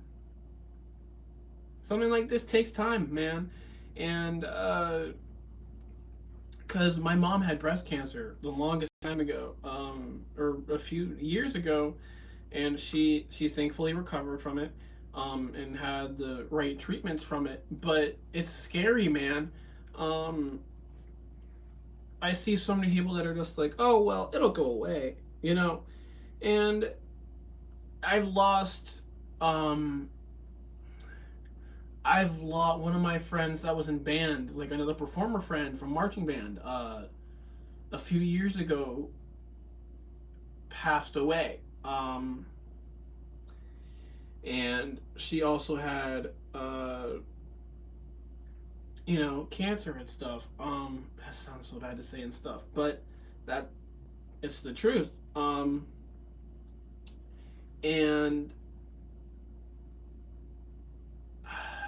I've I've lost a couple friends from high school already, and I'm only like a few years out of high school. I graduated in 20 class of 2019, 2018, something like that, and I've lost like 3 friends from my grade already. Um, I have lost 3 friends from my grade already, which is wild to think. And like, rest in peace to all of them. Um, One of them I actually keep here in the workshop with me just because I miss him dearly. Um, but yeah, it's tough. You know, you don't think you're ever gonna lose someone as soon as you do. Sorry to change the topic and make it so sad, but it's true. You never imagine you're gonna lose someone until you do. And that's why I'm rooting for Adam and Maria right now, is because I understand the pain of losing someone, and I don't want to see Adam lost, because he's given the world so much, and it's it's hard. It's really hard to see someone that you personally know go through that and struggle. And Maria's been saying that Adam's been like wanting to build, and like you can see it. Um, that you can see that he's been wanting to build, and I like when I saw that video, I almost cried a little bit because I started to tear up. Excuse me, because I was just like, oh my gosh, I can't imagine like if I can, but like because I had to do it with so many projects the past couple of months. But like, imagine not be like your whole career, like everything you do is based off the work you do, and then like all of a sudden you just can't, and you don't know when you're gonna be able to do it again, but you just can't. Like that's how I was with drumming. That's how I was with puppet building. I didn't know if I'd be able to build puppets again. I didn't know if I'd be able to drum again, um, and that's a scary thing. Um, it really is, and that's why it's always so important to like talk to people. If you want to message someone, like do it. Do it. That would be my advice. Is if you have someone you want to talk to, do it. Um, like I've been trying to. I'm still trying to find a way to contact Ryan Dillon and send him an Elmo. So if we want to cut a clip up, hi Ryan, my name is Josiah Cleakin, and I would love to send you an Elmo replica for free. So help me find contact with you. Cause I've messaged him on Instagram like years ago, and I sent a picture of my Elmo replica. It wasn't one of my best, but he never even looked at it. And I was so torn that he didn't even look at it. I was just like, oh, he doesn't like it. He's never gonna like it. He's never gonna know who I am. And I have a feeling he knows. I have a strong feeling Ryan knows who I am. Um, Because on Phil's Live the other day, my comment was right below Ryan Dillon's comment on Phil's Live.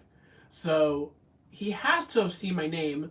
Um, I wonder if he's watched my YouTube videos on how I built Elmo. Um, but yeah, I really personally want to send Ryan an Elmo. Um, like a new custom built for Ryan Elmo replica. Like I don't want to build another. I have so much red fur, you wouldn't believe. I'm If you want to see how much fur, I can show you because I have like 4 boxes of red fur. It's crazy because the one every time I build Elmos, I usually build them in uh, batches of 5. Um, which I hope I don't get sued over saying that. But for my personal use, I build when I build Elmo replicas to upgrade them for personal use. I usually build them in batches of 5, so I can figure out, can I make them all the same? Can I tweak them all in the same way to make them look the same, because I know Sesame Street, they might only crank out maybe two at a time if it's really needed. Because I know they wouldn't, they don't have a purpose for building five different Elmos at the same time unless it was like all different versions. So like fish Elmo, like huge Elmo, small Elmo, baby Elmo, sleepy Elmo. Oh, I want to build a sleepy Elmo so bad, but I have no idea how to do his eye mech because it's still the full eyeball, but the eyes they close all the way down. So I might ask my friend that I know that 3D prints. I might see if he could build or draw me up a mech that would fit around that. Um, but yeah, so because I think that would be really cool to build Sleepy Elmo, get his little pajamas. Oh, that'd be cute.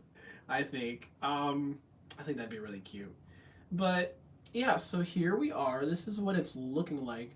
Now you can see back here, it's really sort of pinching on the fabric back here. So I'm gonna take out that pin, see if we can get a more natural sit here, like that.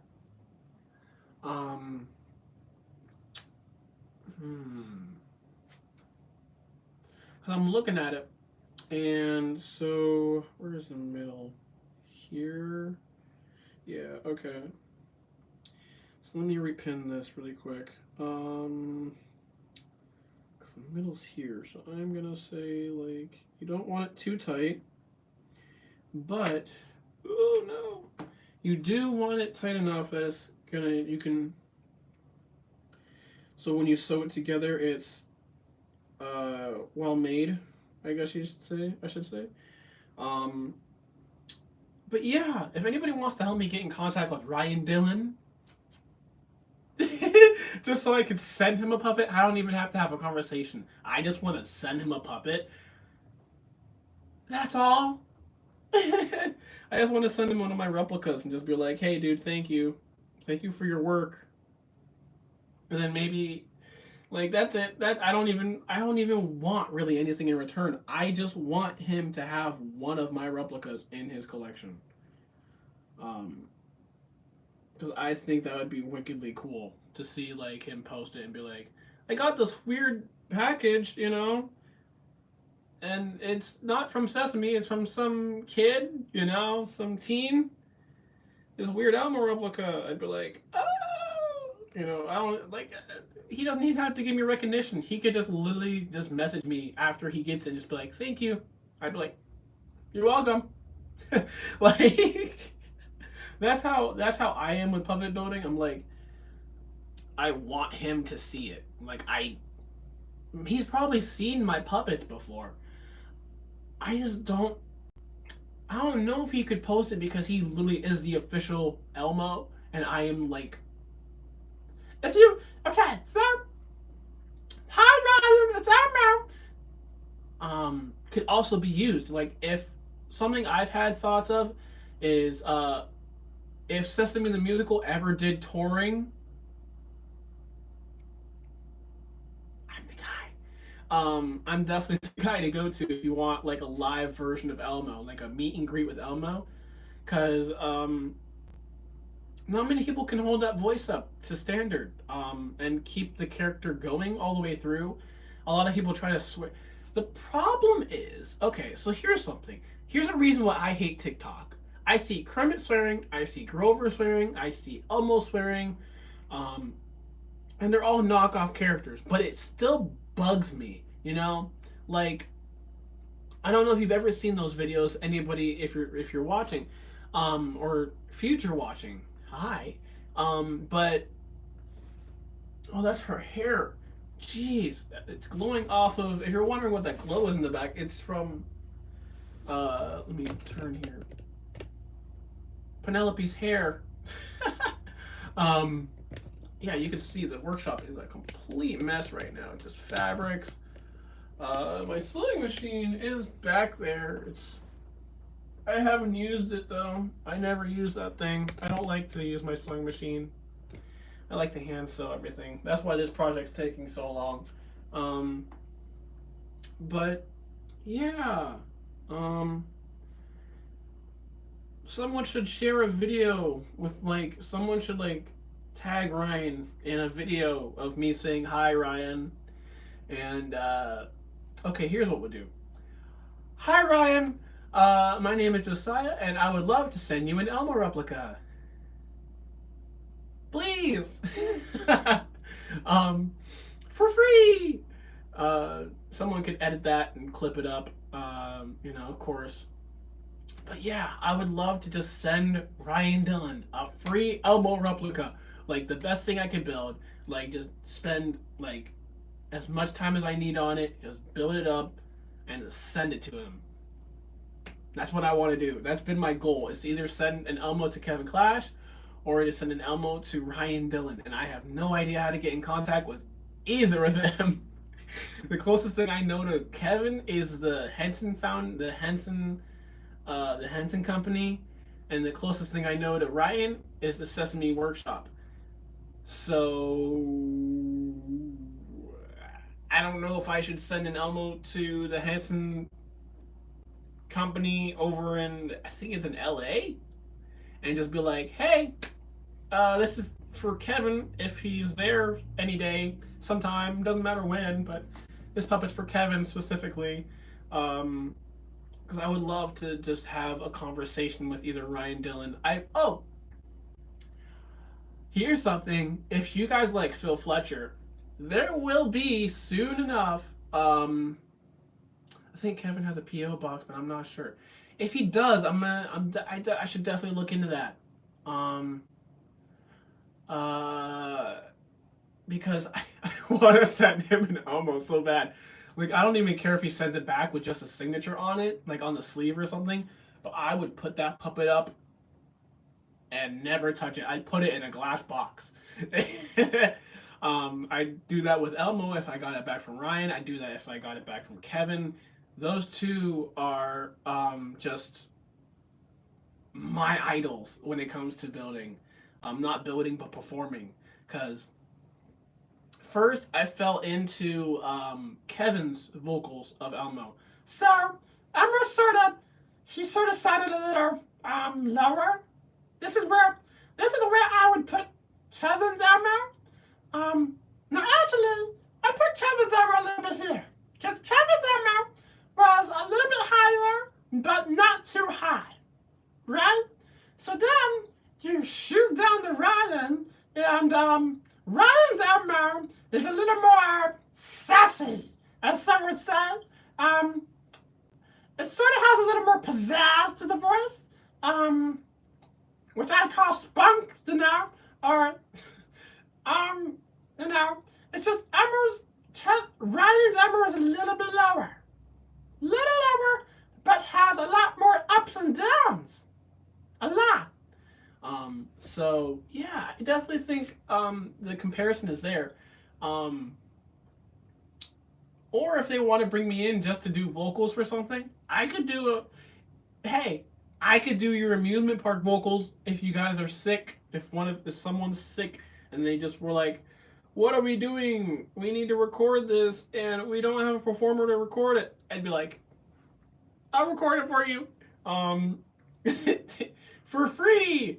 You don't have to pay me. I would love to just have the chance to visit the set or do something like that where you get the chance. I would love to just get the chance to say hi Ryan, like personally have a conversation with him. But back to what I was saying. If you guys like Phil Fletcher, I am planning on doing an interview with him very, very soon. And I know some people might not know who Phil Fletcher is. He, hacker on T-Dog. I'm not, why did he turn Scottish? Piss stain. Or scrape, swads, scrape, Teddy Mole, scrape, swads has perished from his swollen heart, scrape, by Jingo, by Jingo, it's Phil Fletcher. I've been watching his ITPW lives forever now, and he is hilarious. I must say. So if you guys would love to see an interview with Phil Fletcher and have questions that you would want me to ask him, or just personal questions that you would want to know, definitely put them in the comments.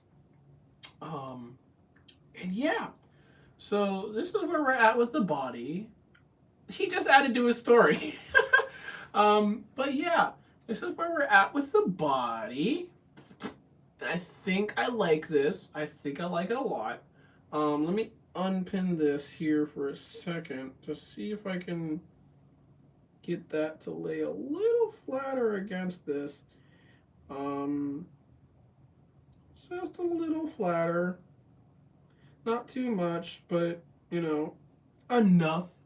Um, and thank you guys for staying and tuning in with this the whole time, man. That's crazy. If you've been watching this long, let me know. Are you guys working on any projects? What are you guys up to? I have been MIA from this channel for so long. I would love to know what you guys are up to. Absolutely love to know. Like seriously, I want to know, man. What have you guys been up to? Have you guys been building, school, work, um, home, sleep? I know that was my schedule for a while. Um,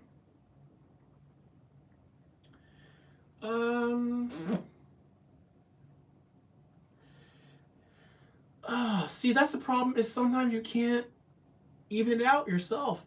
Even so, I'm trying to debate how in the world I can get this to equal out in the back here.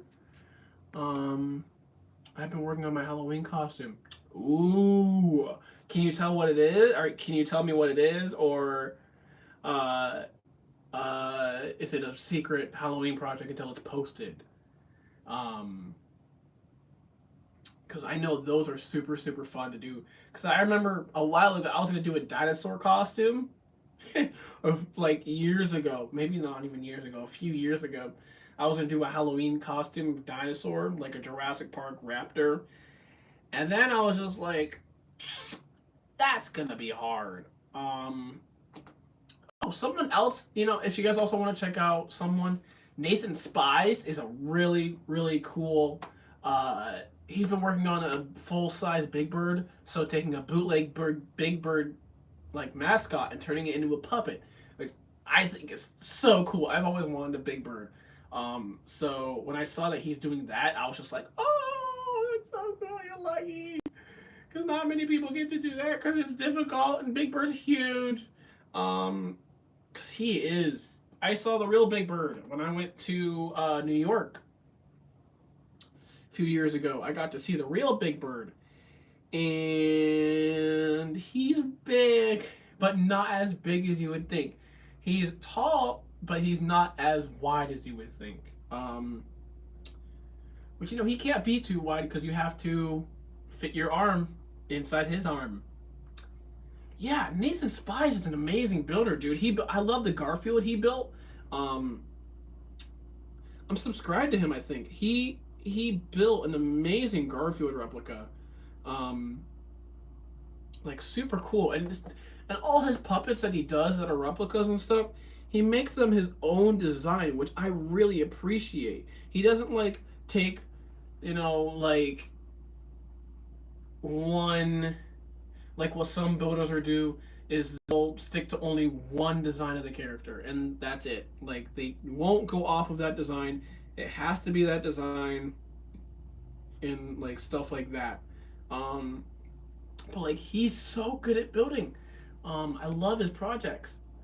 Working on puppet videos for my YouTube. Ooh, I definitely will check that out. If I'm not subscribed to you, I'm definitely going to. Andre, and it's a werewolf. Ooh, cool. That is absolutely amazing, man. That's so cool. Um, yeah, because that looks a little more natural, I'd say, than what we had in the beginning. Yeah, that looks a little better. I'm just trying to get that seam down so it's not as high in that certain spot because you can see how this seam compared to this one is a lot higher. My channel is Kid Six Puppets and Productions. Everybody, if you're watching this, go follow, go subscribe to Kid Six Puppets and Productions. There you go. Um, because I love giving shout outs to people because there's not enough shout outs in the puppeteer community. There really aren't. Like you'll see an amazing builder, but like people just be like, "Oh, cool. Cool." But I love like I think there should be more, love in the community, as I guess I would say. That looks a lot better. Yeah. Yeah. Yeah. Yeah. Yeah. Yeah. Yeah. Yeah. Yeah. So let me get a shape like that. So then it's flat here, like we wanted. See how long it took. It also took longer because I'm talking in between. But like if because I didn't even do that with her body. Her body still had like. Let me actually show you. Her body actually still had a little bit of flake or not flaking, but adjustment room on the inside. So that was always a little bit trouble. Um, but yeah, that's looking pretty good to me. Because then you get all three darts coming to a point here, right? Um, which is exactly what I want. Um, yeah, that's exactly what I want. So they all come to a point down here. Um, yeah. So then this is what you end up with. All right. And something I see people do, or something I've been trying to do when I'm building something like this, is I will cut the fabric, but not too much. Just because I understand this will have to fold over. Um, so what I'll do is take like a good permanent marker. Don't take a shoddy permanent marker. You're gonna want to take a really good permanent marker. I have brand new Sharpies. So this should work really well and show up, hopefully on camera. Um, but what we'll do is we'll start with the dart up here. You're just gonna wanna, this is gonna be hard to do on camera, but you're just gonna wanna take it and just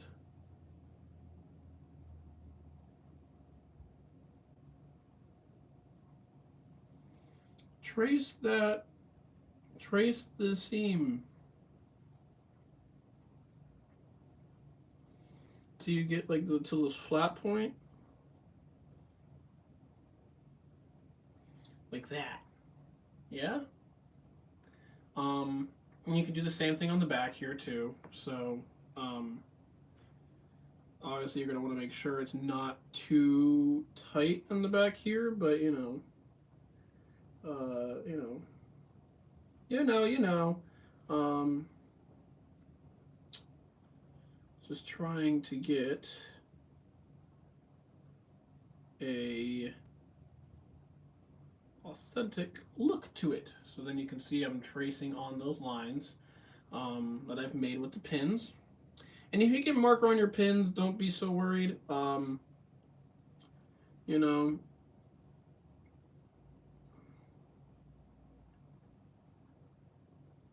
and I'm getting marker all over my hands, so it goes both ways. Um, also, another puppeteer I've been interested in meeting is or puppet builder and puppeteer is Terry Angus, and I know he's been going through some trouble himself for a while because I know he has that back issue. So I always try to see what I can do about stuff like that because I know for performers, it's not easy. Like my back hurts most of the time, and I am usually just sewing a project. Like I don't usually do too much about it. And you can see it's starting to look like something now.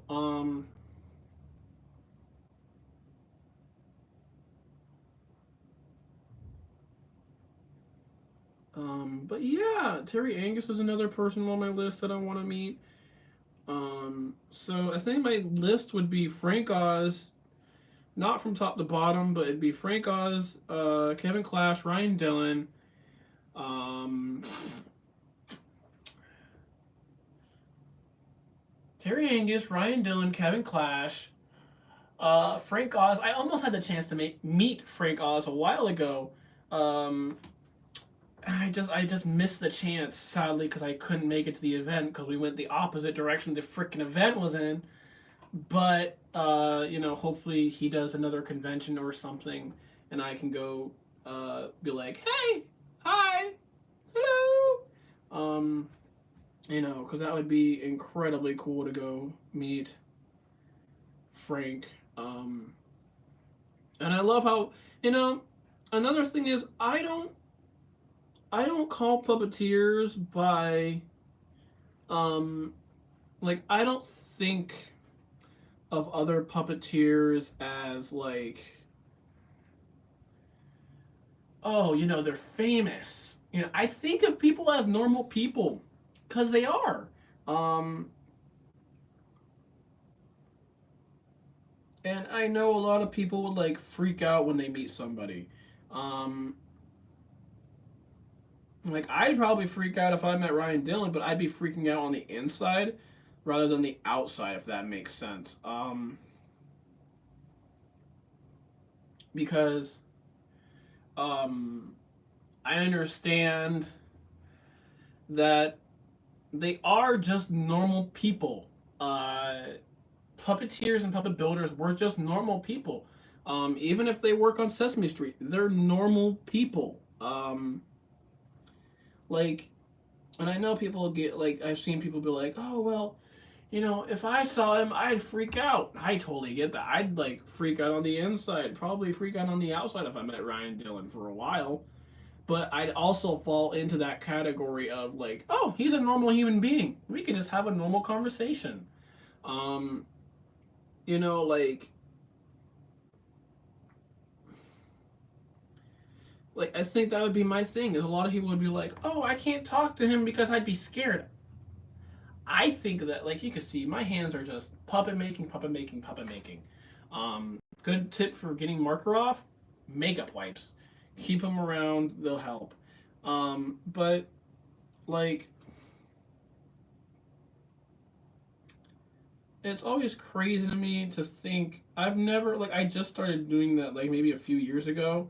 Is when I see a puppeteer and I get the chance to talk to them, I realize not to really freak out. Don't I used to freak out, but that's a good song. But then I was just like, dude, like think about it. Like actually think about it. What are these people? They're normal people. What do? They do the same thing you do, just at a professional level or a higher level than what you do it as. So like I've never been one to just be like, oh, you know, puppeteers aren't, people. Like I definitely think of them as people. I just also realize that um when you're talking to someone like that, like you can have a normal conversation. You really can, and people forget that. Um, like I know so many people would be like, I couldn't talk to him. That would blow my mind, and I totally get it. I totally, totally get it. But for me, it's sort of just like, well, if you want to talk to them, you got to have the guts to speak up and say what you want to say. Like, if you wanted to talk about a certain topic, you know,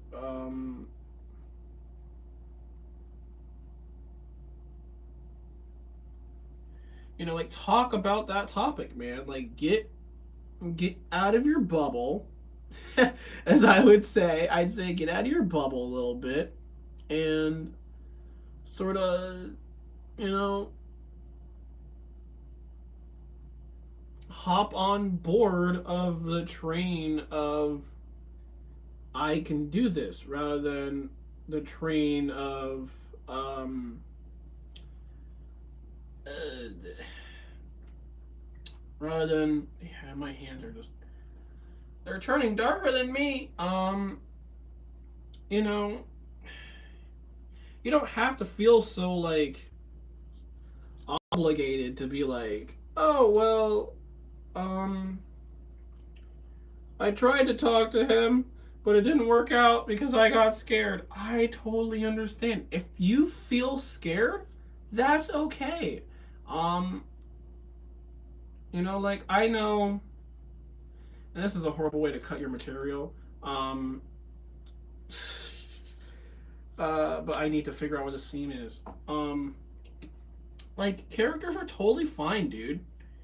If you really feel super worried, man, um, my advice would just be to go for it, man. Um, because you never know what could happen. Um, because I see so many people that are like, I could have talked to it, and I'm like, you didn't? I'm like, no, and I'm like, why didn't you? Like, because I didn't think I was good enough, or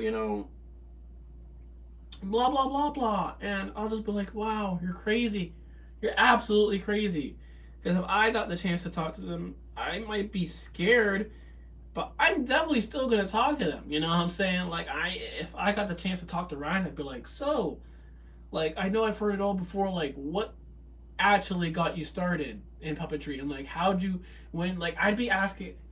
For me, I ask the questions that no one else wants to ask, um, which I feel is very important.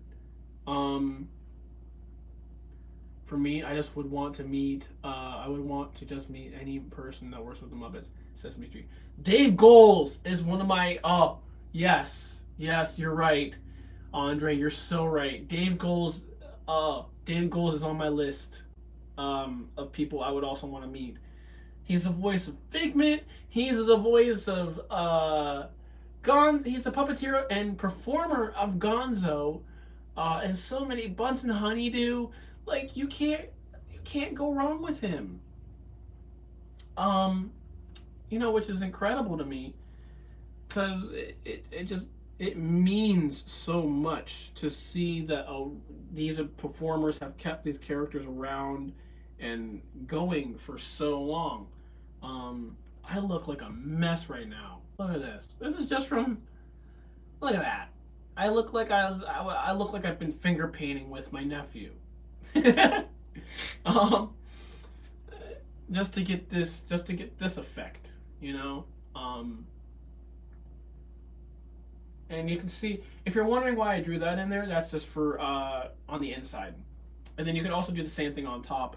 So sort of just wrap it like that on the inside, and like that. I'd say like just sort of. I'd say just sort of draw it in, because obviously you're gonna have this seam here. Um, but yeah, sort of just draw that in, man, and you should get something that looks okay, Um, it's not gonna be ideal for the finished character, you know, per se, but you'll get something that, you know, in the long run works. Um, because you wanted it to, you know what I'm saying? Like, you worked around those edges, you did all the drafting.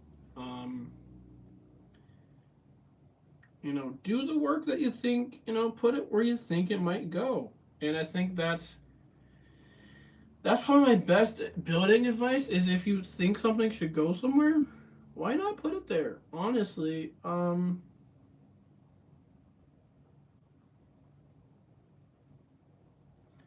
because because what are you doing? Just, you know,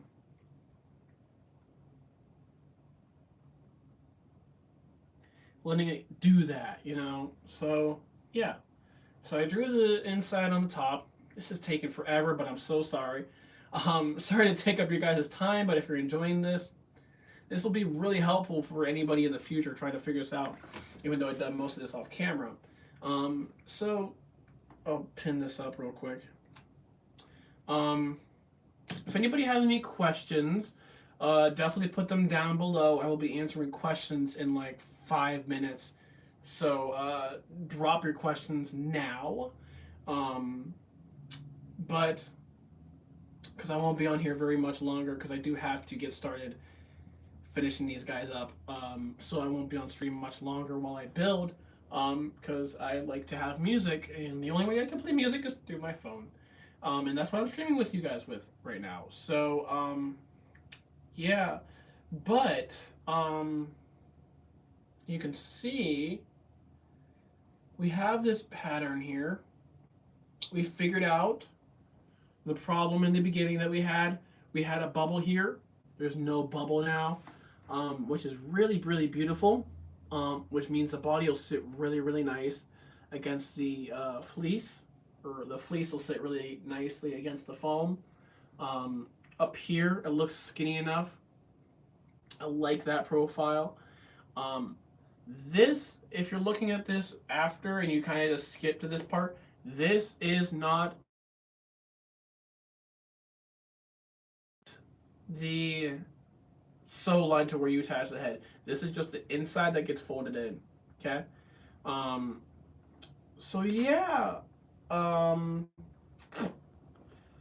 think that'll about do it. If you got, I'll unpin this really quick just so I can show you guys the final product, because I will have to trim this up, true it up, and you know, adjust it. But while I'm doing this, if anybody has any final questions before I end this stream, definitely drop some questions down below. And let me know if you can use, if this stream has helped you at all for building ideas, or how to build puppets, or how to put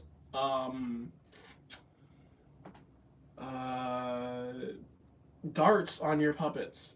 So while I'm doing this,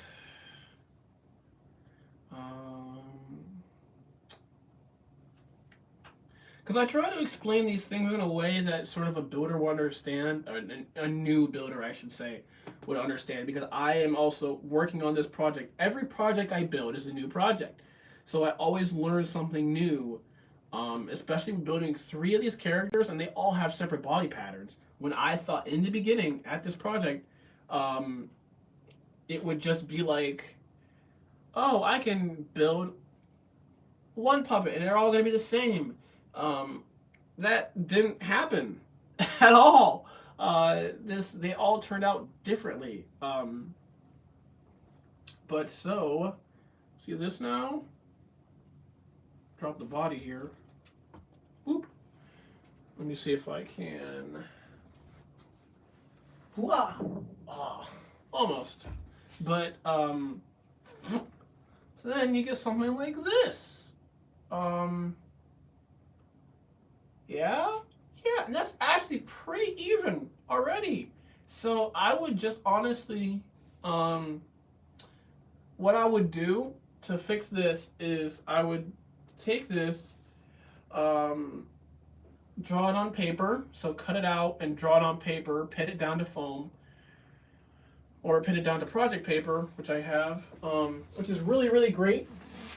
Get yourself some of this project paper. I've used it for, you can tape, like even, okay, so here's a good example. So, the pink character that you see back there, her body pattern is this, and it's just traced onto project paper. If you really don't have project paper or the money, which is totally okay, and you just have printer paper lying around, this is the blue guy's body pattern. And you can see how many adjustments, like, I did the Adam Krutinger technique. I drew in between the line, I trued it up, and you get an even result. But yeah, keep asking questions. I'm gonna clean some of this stuff up real quick, and then I will get to your questions. And yeah, I will clean some of this stuff up, and I will get to your questions. And then that will be it for today. And then I might live stream tomorrow, if possible, if I'm not really doing anything. Yeah. Because I will have to work on this. So I'm gonna have to leave this out, because I'll be working on this after the stream ends. Oh, cute thing about her, she's gonna have pigtails. And funny enough, so you know how, I'll show you actually. So you know how these two have purple feathers in their hair? Yeah? These two have the same exact hair. It's literally the same exact hair from the same puppet, actually. If you guys remember the Chester, the purple character I built a few years ago, for Neil, was using that exact, his hair, the ostrich feathers, is the same as his and the same as Tweak's hair. And funny enough, for her, let me show you here, she gets this beautiful, I love these feathers so much. I had to order these off of Amazon, and they're 5 to 6 inch length ostrich feathers. And so if you guys want a link, I can provide a link later on down the road. But look at these. Look at how long these ostrich feathers are. Like, look at that. That's what, this is literally like animal length ostrich feathers. And so purple yet again, and she's gonna have purple and pink ostrich feathers, and they're gonna be in ponytails, pigtails, ponytails, pig ponytail. She's gonna have little stalks like Abby, whatever they're called, pigtails, ponytails. I'm not good with hair. I'm good at, I can do it, but I'm not good at names and stuff and whatever. So yeah, let me answer some questions here before I tune out. Let's see, what are your hopes for the channel and what's next for the channel? What are my hopes for the channel? My hopes for the channel are to, that's a really good question, to help people understand puppetry, help people understand how it works, help people to build. Hopefully I can give people enough, even though I don't share a lot of my time, I try to share enough of my time and enough advice to help people upgrade their puppets, give them enough details and ideas on how to open your mind to build new characters. Some puppeteer that I adore is, I was just talking about this to myself before live stream. Oh shoot, what's his name? He builds these amazing puppets. I have like the Muppet puppets, I believe. Yeah, Cruppet Puppets, I believe. Whoever runs that, I forget his name. I know him. I'm so sorry. I know who he is, but he Cruppet Puppet Troop on TikTok and YouTube. He builds these amazing, amazing puppets. Liam, thank you, Liam of Cruppet Puppets.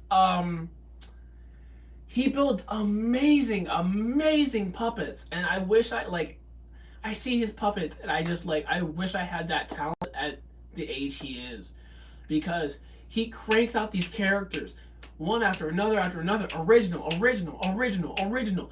And I've never seen someone other than Phil Fletcher um, create that many characters um, so fast, so well, and just have a name for each character. And then he'll build like Muppet replicas. But I saw he's selling some of his Muppet replicas to build room for more original characters. And oh, oh, and sorry about that, Liam. If you see this, dude, you're amazing. The puppets you build are incredible. They are super duper incredible, and I wish you the best of luck in your building career. And I really hope you get to do something huge with it. Um, like seriously, dude, you amazing builder. Um, yeah, he's an inspiration to me, and he's younger. Um, and some people would be like, "Oh, you can't have a younger inspiration than you." Yes, you can. Liam is a definite inspiration for me when I see him building characters and performing characters on TikTok and YouTube and Facebook, and it's just like, to me, it's just like, wow. I wish I had it as a young age, but I'm doing it now at an old age, and just Liam, if you see this, man, you're incredible. You're an incredible builder and an incredible puppeteer. So I really wish you luck. Um, what's next for the channel? However, yeah, I just really hope to continue to help people with their building techniques, and I plan on doing a building safety video. So recently, since I've been using so much contact cement, I recently got, if you're a puppet builder, um, something I would suggest is seriously get a respirator. If you're using contact cement, even if you're indoors, get a respirator. I think I got this on Amazon. It's a Breathe Buddy. I don't know if I have the box to it.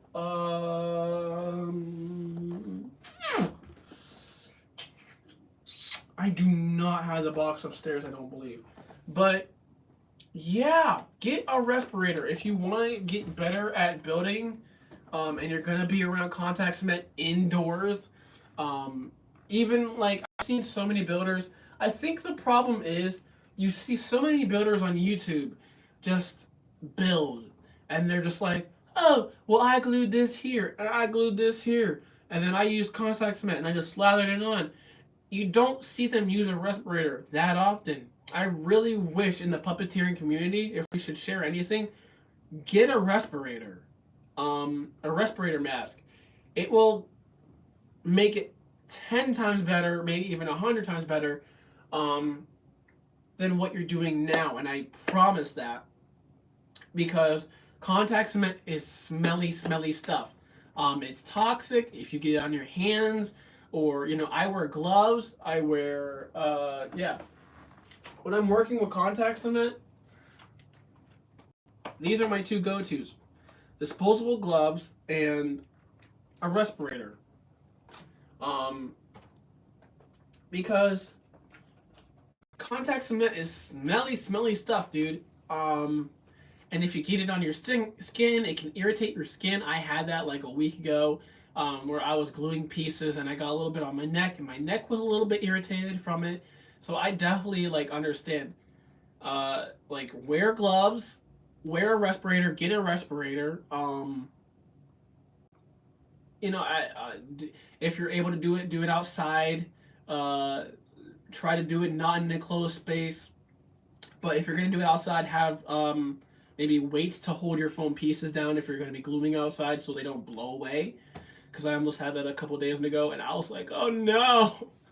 Um, but yeah, building safety is a huge piece. Even if you're sanding, wear a mask, man. Like if you're sanding like eyeballs, or you're sanding maybe, like I've had to sand doll joints recently.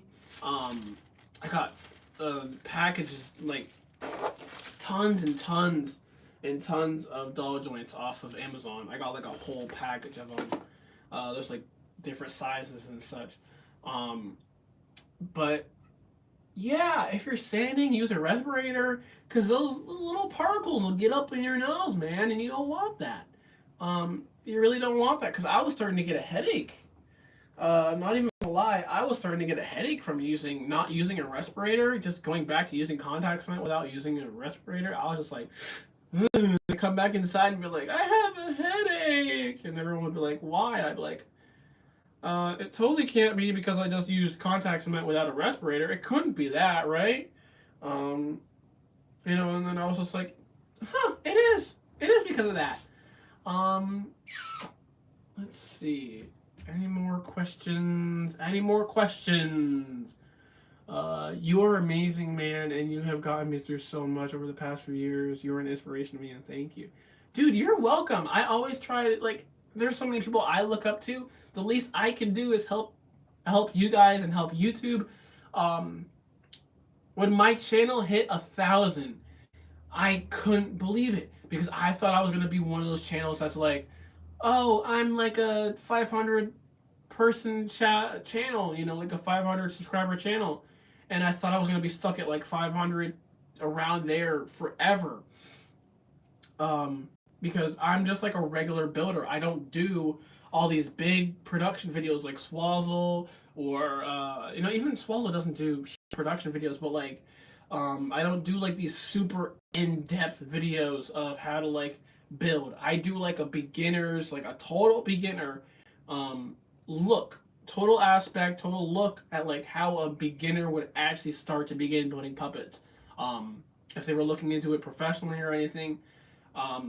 Because that's why like my monster series, if you noticed, a couple of my videos went private because I had a job opportunity that I'm looking towards, but I can't talk about right now because it is still a private, really cool job opportunity, but it is private, so I respect that I can't talk about it. Um, but yeah, I'm really glad that I can help everybody here and just like share my knowledge and brain power with you. um, but yeah, man. Um, what's next for the channel? Um, I think more tutorials. I think I want to do more tutorials. Definitely more building, like just showing the process of how I build. Um, because I realized that when I was building, when I need to build a new puppet or like a replica of something, I like to have the video evidence so I can go back and just be like, oh, I did it this way. Okay, because sometimes I'll forget. Because I don't have the best memory in the world all the time when building something, and I don't keep a total log. Um, so because um, like Elmo, since I have to build a new Elmo, um, I have since I have to build new patterns for Elmo, I have this blue monster. Thankfully, that made it here, but he's made out of the same patterns that my old Elmo was made out of. So, you know, all I have to do is take this head apart, seam wise, and I think I just did a simple whip stitch. Yeah, I just did a simple whip stitch. So this will be easy to take apart and then be able to put back together as well. Um, and I can just put it on a printer, scan it, and print out this head pattern again. Um, Same thing with the body. I lost the body pattern. I don't have the head pattern. I don't have the foot pattern. Any of the patterns for Elmo, I don't have. So this hand pattern, I can just put on a printer and scan it and print it out, and adjust it from there. Same thing with his body here. Because let me see, is that the one that's holding his body? No, it's not. Sometimes you have a lot of pins here, man. But yeah, there we go. Like his body is the same body pattern I've used for years, and I just don't feel like changing it because I think it works well. I think it looks really nice. So all I have to do is take this apart, and either trace it or redraw it or something. But that's also another reason why I have those Elmo videos up, is because um, I like to be able to see what I've done in the past. I like to be able to see how I did it and what I can change in the future. Because some of my Elmo patterns did make it, but not all of them did.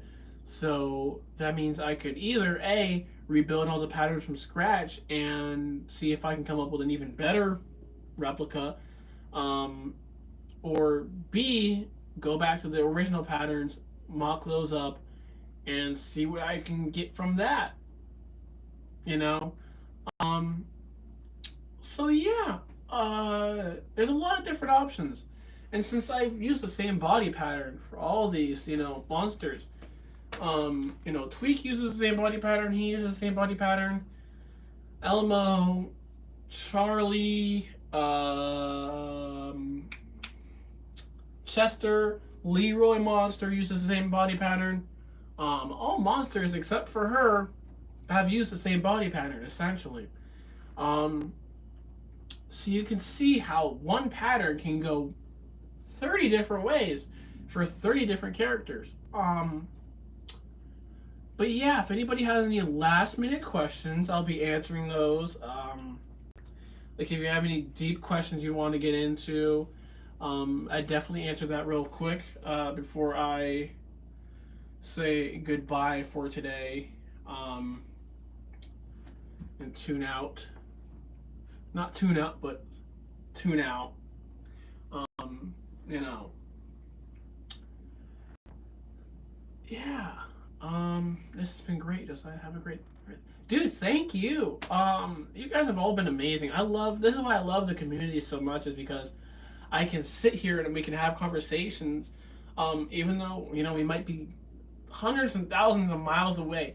It's great to be able to have conversations with other puppeteers, get input from other puppeteers, and realize, like the hot glue debate. Hot glue isn't that bad, okay? If you're starting off with hot glue building your puppets, okay, let me show you something. So we've all seen James, right? Let me show you a character here. This, everybody, is Milo, and he is one of my oldest characters, but he doesn't look that old. Yeah, Milo. I'm surprised you guys know. He's one of my oldest characters, and you can, like, people will say hot glue is bad. He's all hot glue, and he's still together. He's still holding up. He's on a stand now because I can't perform him anymore because he is tiny. But yeah, like he has pullable arms now. I gave him a whole new outlook on life, and I want to rebuild him someday. But he's all hot glue. Every seam is hot glue, and he hasn't deteriorated yet. He hasn't turned into what most people would call dust. So you can really do quite incredible things with it. No matter, what you want to do, you can really do quite incredible things. Also, tip, gaff tape. Get gaff tape. If you're going to start building puppets professionally, gaff tape is the definite way to go, because it's amazing. You can get it on Amazon, eBay, I think Walmart, maybe. But yeah, I think that will be it. If anybody has any other questions, you can put them in the comments after this video is uploaded, and I will see them and try to answer them to the best of my knowledge or ability. But do I have a character I could say goodbye with? Oh, I don't know if you guys have seen Penelope here. She's sort of new, sort of old. She's been tossed around the puppeteer community. That sounds so bad, but it's true. Um, she's an old gal, I'd put it. But yeah, I think that will do it for me today. Sorry this video's been so long, but I've been able to give a lot of good advice and talk about a lot of cool things. Some sad, a lot of good. But yeah, thank you everybody so much for watching, and I will see you in the next one. Bye bye!